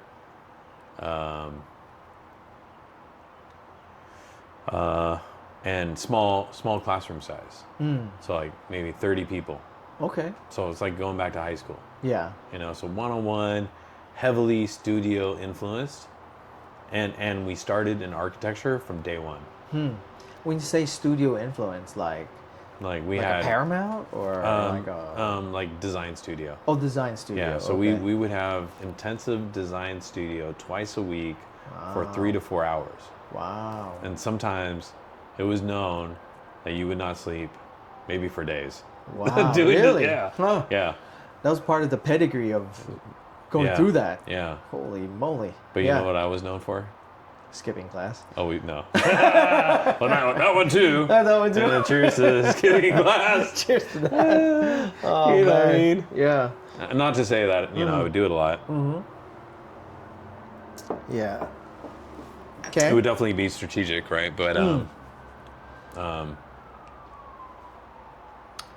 yeah, so... That's your background when it comes to school. So Yeah. I was known to sleep every night. Sleep in Yeah. class? No, well, in class too. Yeah. Yeah. So I mean, I love my sleep, right? Just Yeah. like Jeff Bezos, Yeah. right, dude? Well, I that's love, where a lot of inspiration comes from. and I'm always in my head, right? Yeah. So when do I get that time away from it? Is when I'm asleep, right? Yeah. And I get inspiration from that too, right? I get freedoms that I would never see in this Are you reality. a Libra by chance? No. No, Yeah, okay. I'm Cancer, but Oh, okay. yeah. All right. All Yeah. right. July, baby. All right. June. June. Yeah. Okay. Late June. Yeah. Yeah. Okay. So, a client comes to you, with a space that is architecturally challenged, maybe awkward bones, weird floor plan, difficult lighting, right? Most designers would work around it or not at all.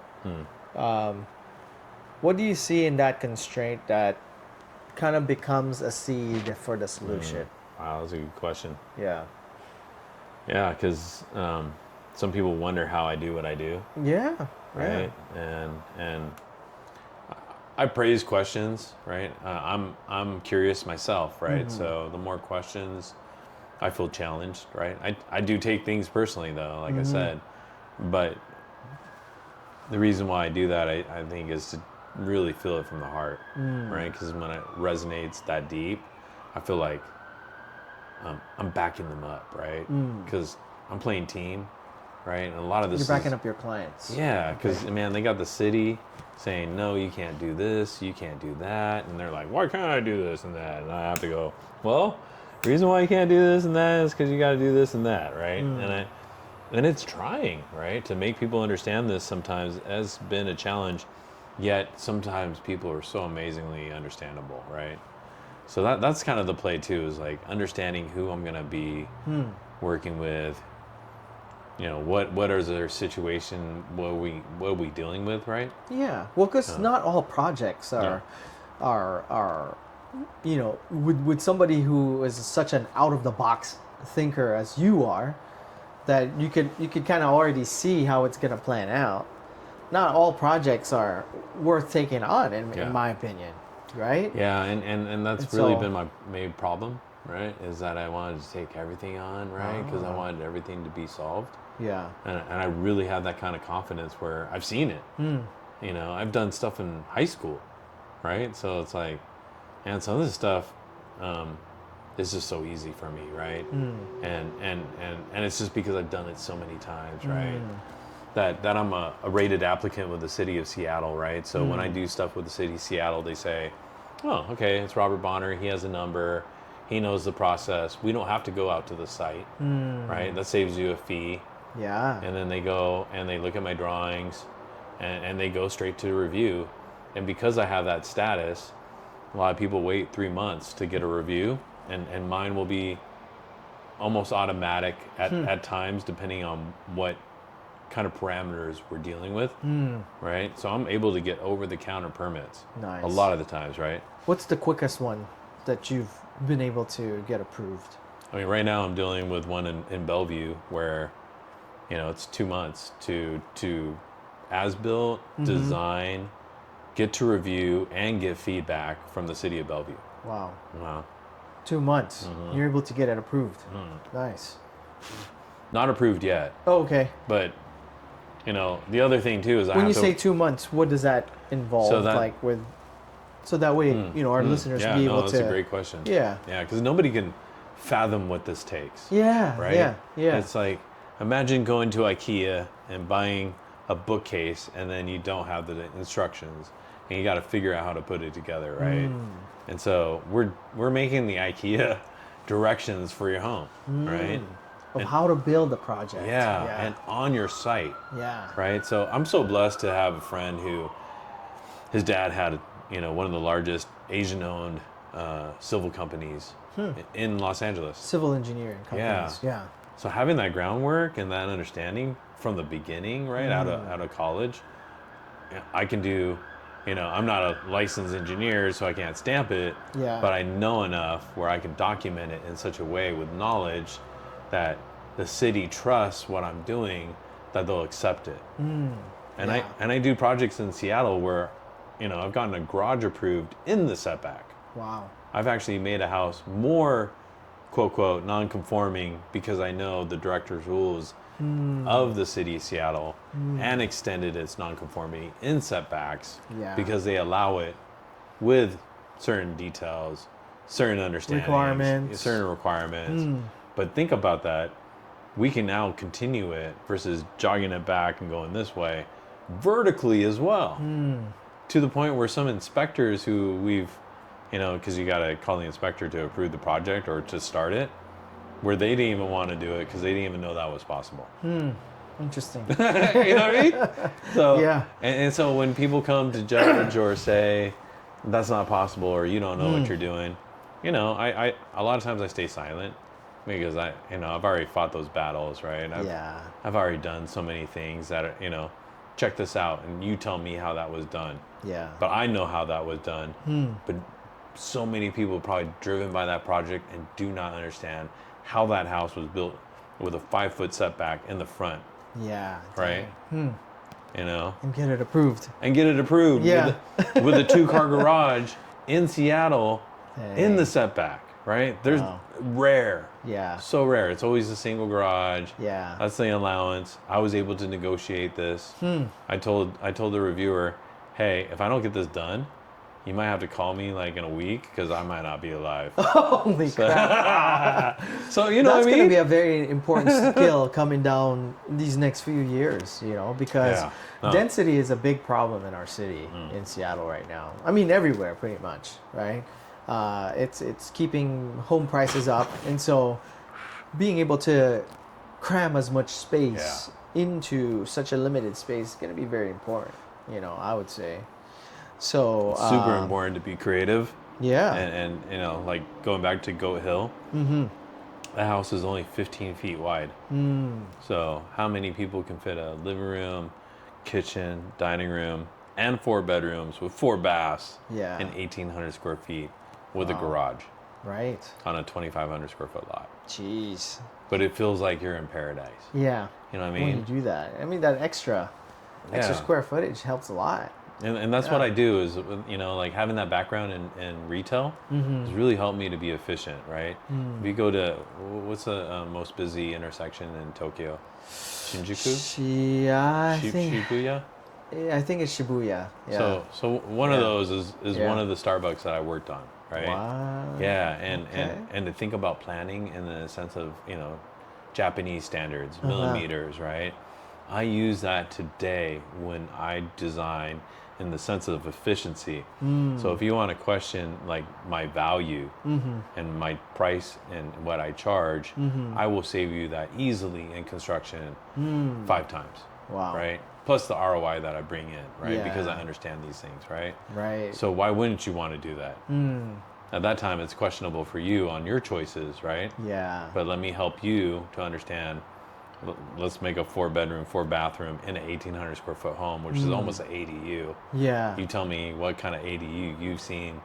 Say 1,600 square feet is a standard, right? Yeah. That is even 3 bedrooms with 3 baths, right? Right. So the amount of efficiency that comes from being a half-bred or a hybrid, you know, really, and then having that experience in retail, efficiency and flow, Right. and then the appeal of what's going to bring you into that store, that's what I bring to the table. Nice. Right?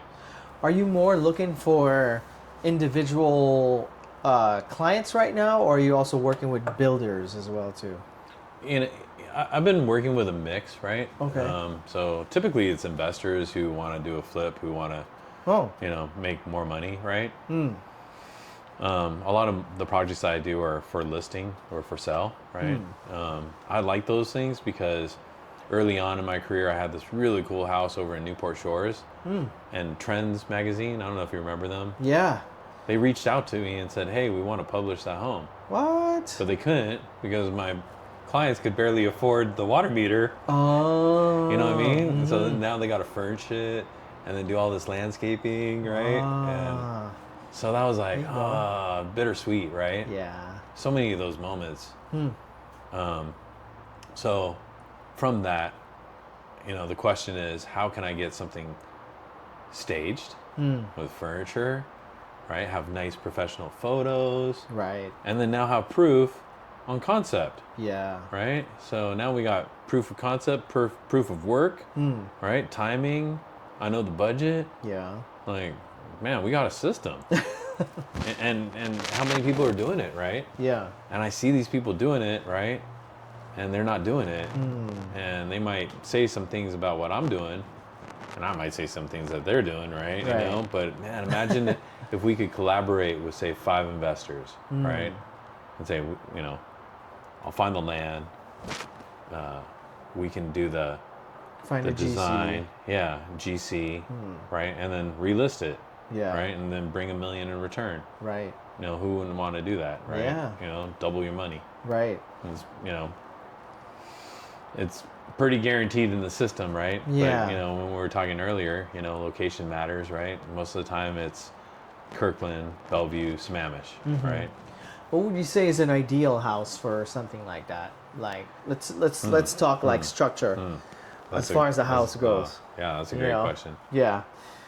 What do you think is a good base foundation for a house? Maybe we could start with like your house, maybe. Yeah. Right. Yeah. So this one, it has like a main floor. It has a downstairs as well.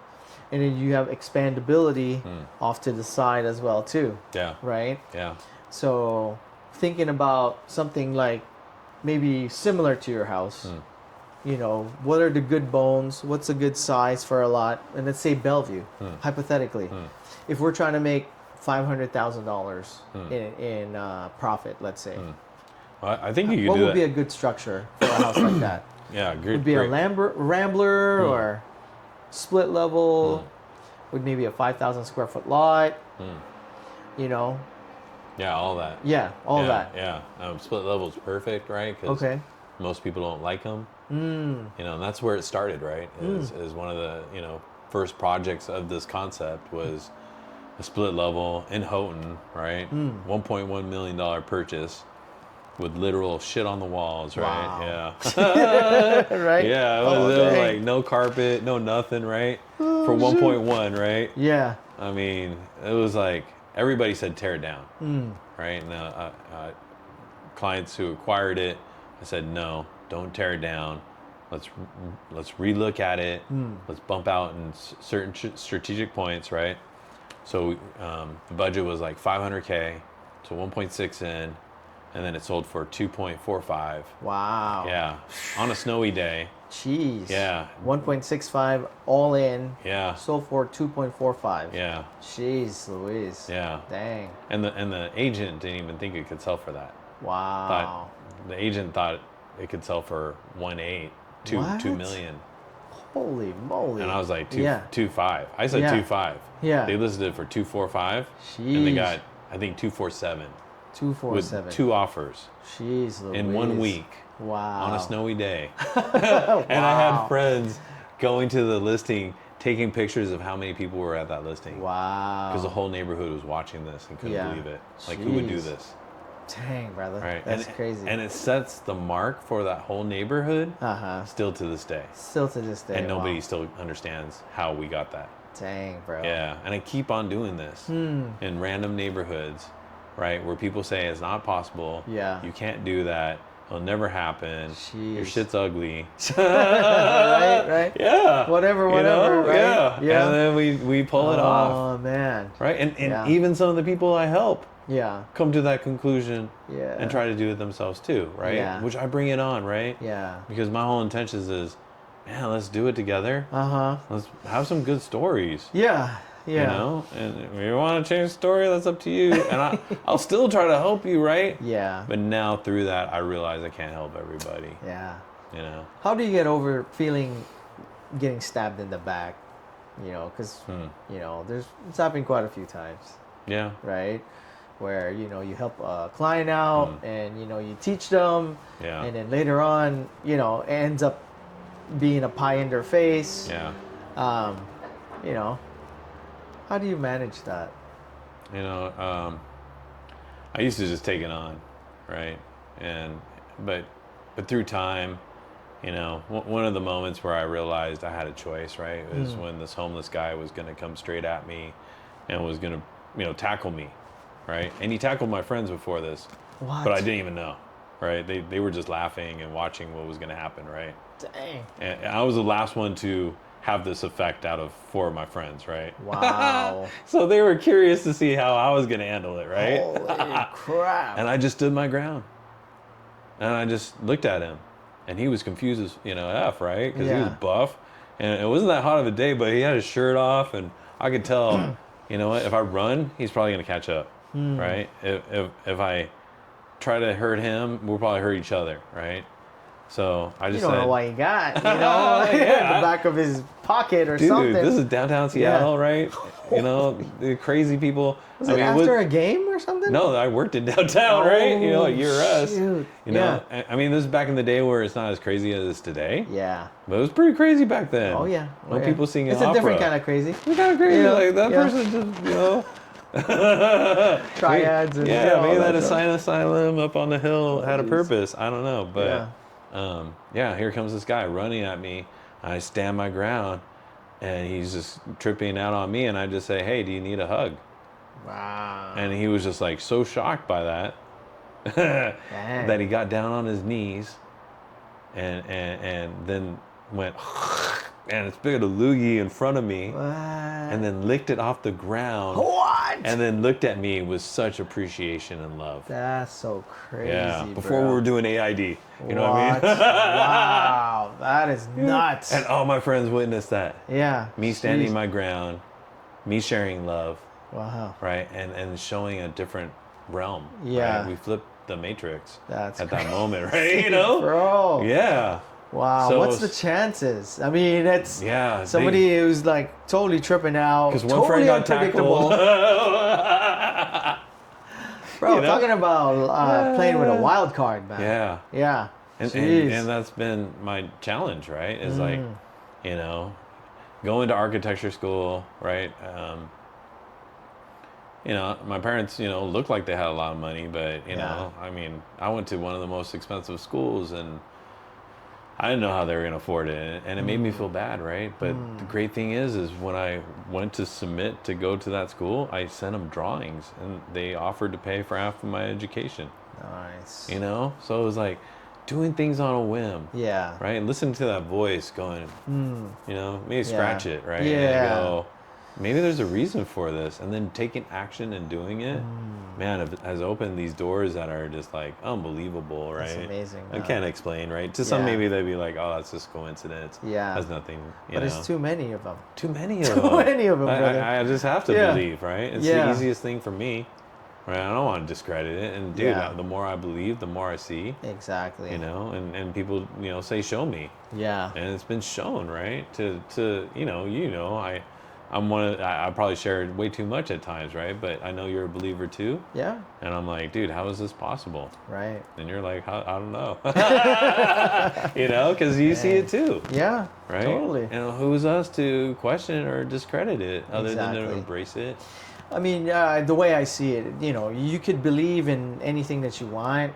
You might as well believe in something that's going to help you out. Yeah. You know, then something that's going to keep pushing you down. Yeah. You know. So. And you know, like, you know, I had that past situation where somebody, you know, called out my name and what I do and who I do it, and it felt like a kind of a promotion for some other people, right, who were sponsoring a group, and it felt very planned, right? Yeah.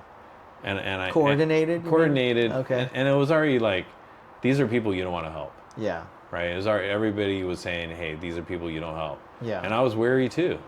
Right, but when I got, you know, you know, boasted me and other people did too, right? And I said, wow, you know what, this might be my time to do it. Yeah. And you know what, still I feel the same way, Yeah. right? Because after all that, I had the greatest amount of hits to my website, Right. right? I had so much questioning, but man, Goat Hill is the proof. You can say whatever you want, right? Yeah.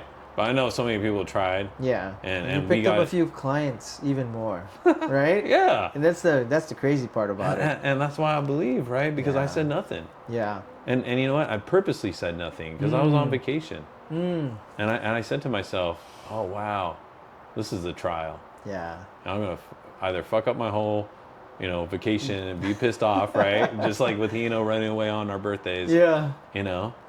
It's like my choice.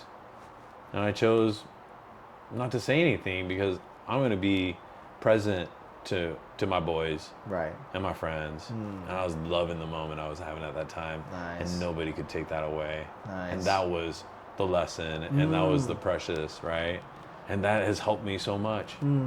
To the point where I say thank you, right? Thank you for hating me. Yeah. You know, thank you for promoting me, right? That's the grace. There's a reason why I'm on radio, right? And it's better than I think being a Facebook group, right?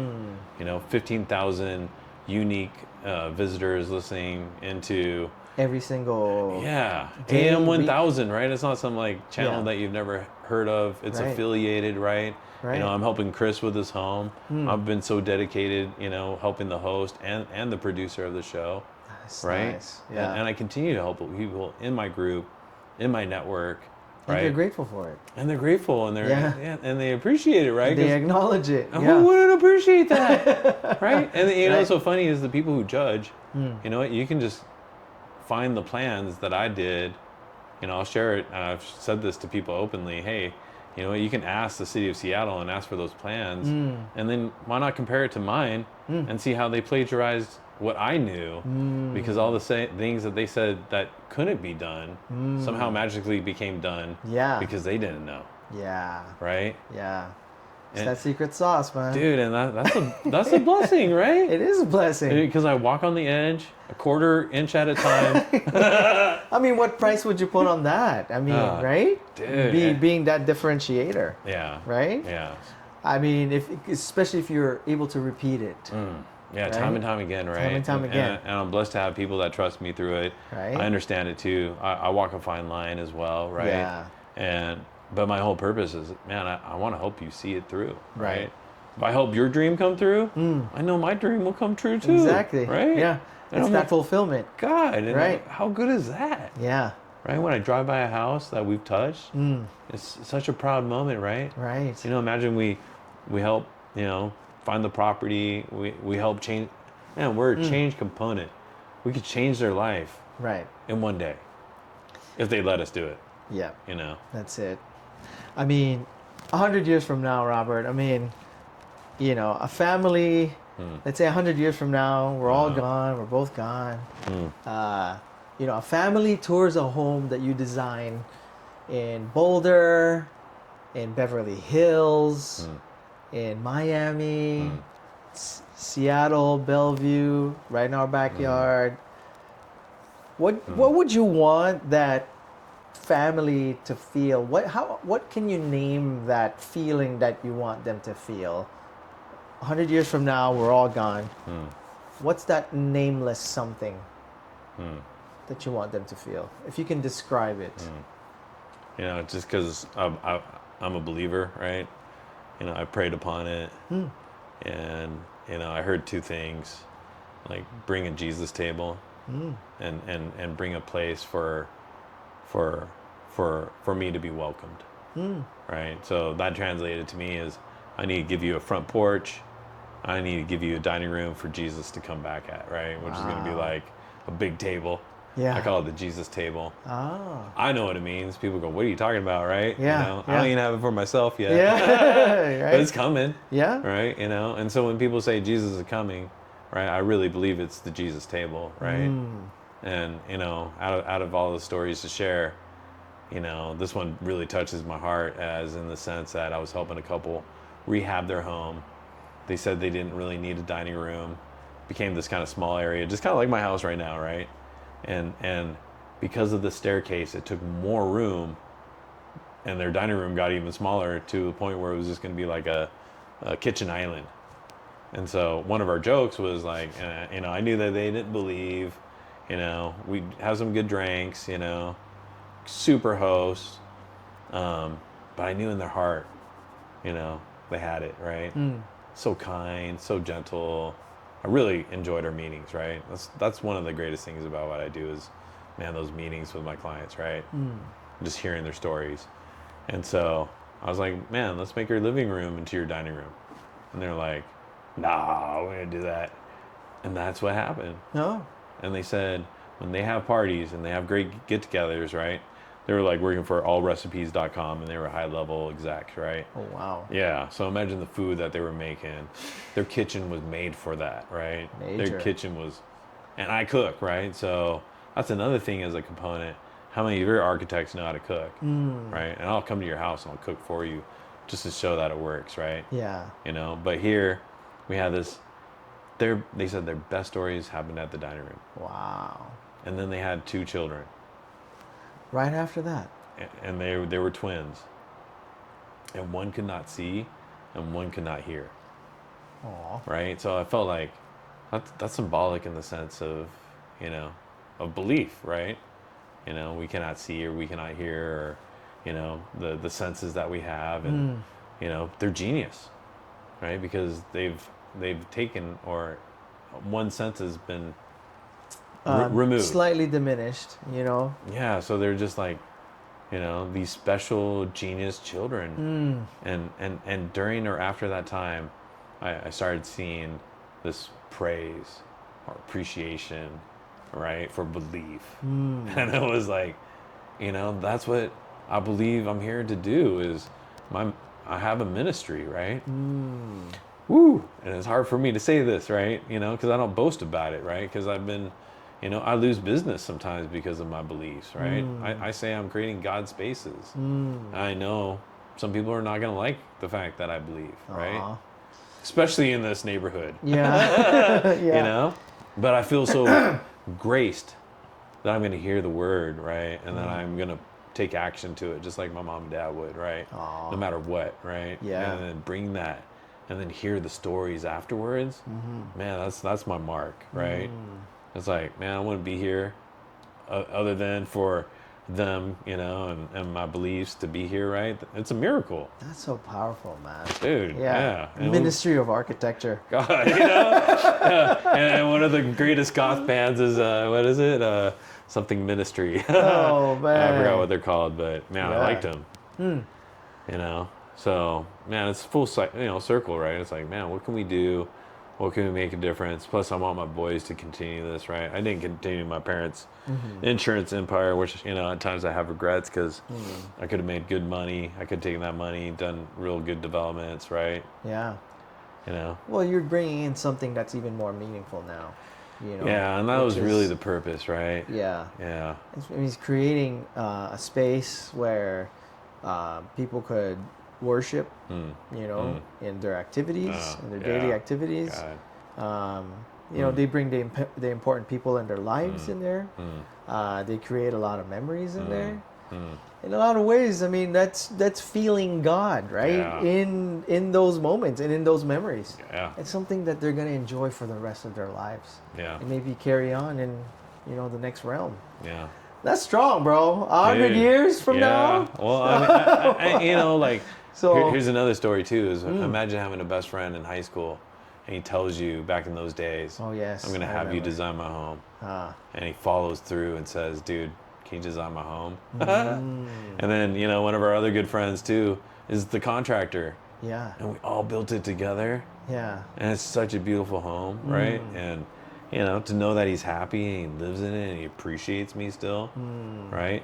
It's trying. Yeah. Right? Yeah. I've told some friends, I can't help you anymore because I've helped other friends and we're no longer friends because you want to, you know, say or accuse or whatever it is, right? Yeah. My intention is just to help you. Right. Right? And the ROI that you make compared to what I, you know, Yeah. for all that I put through, Yeah. you know, I mean, you know, only the ones who know can know, right? Yeah.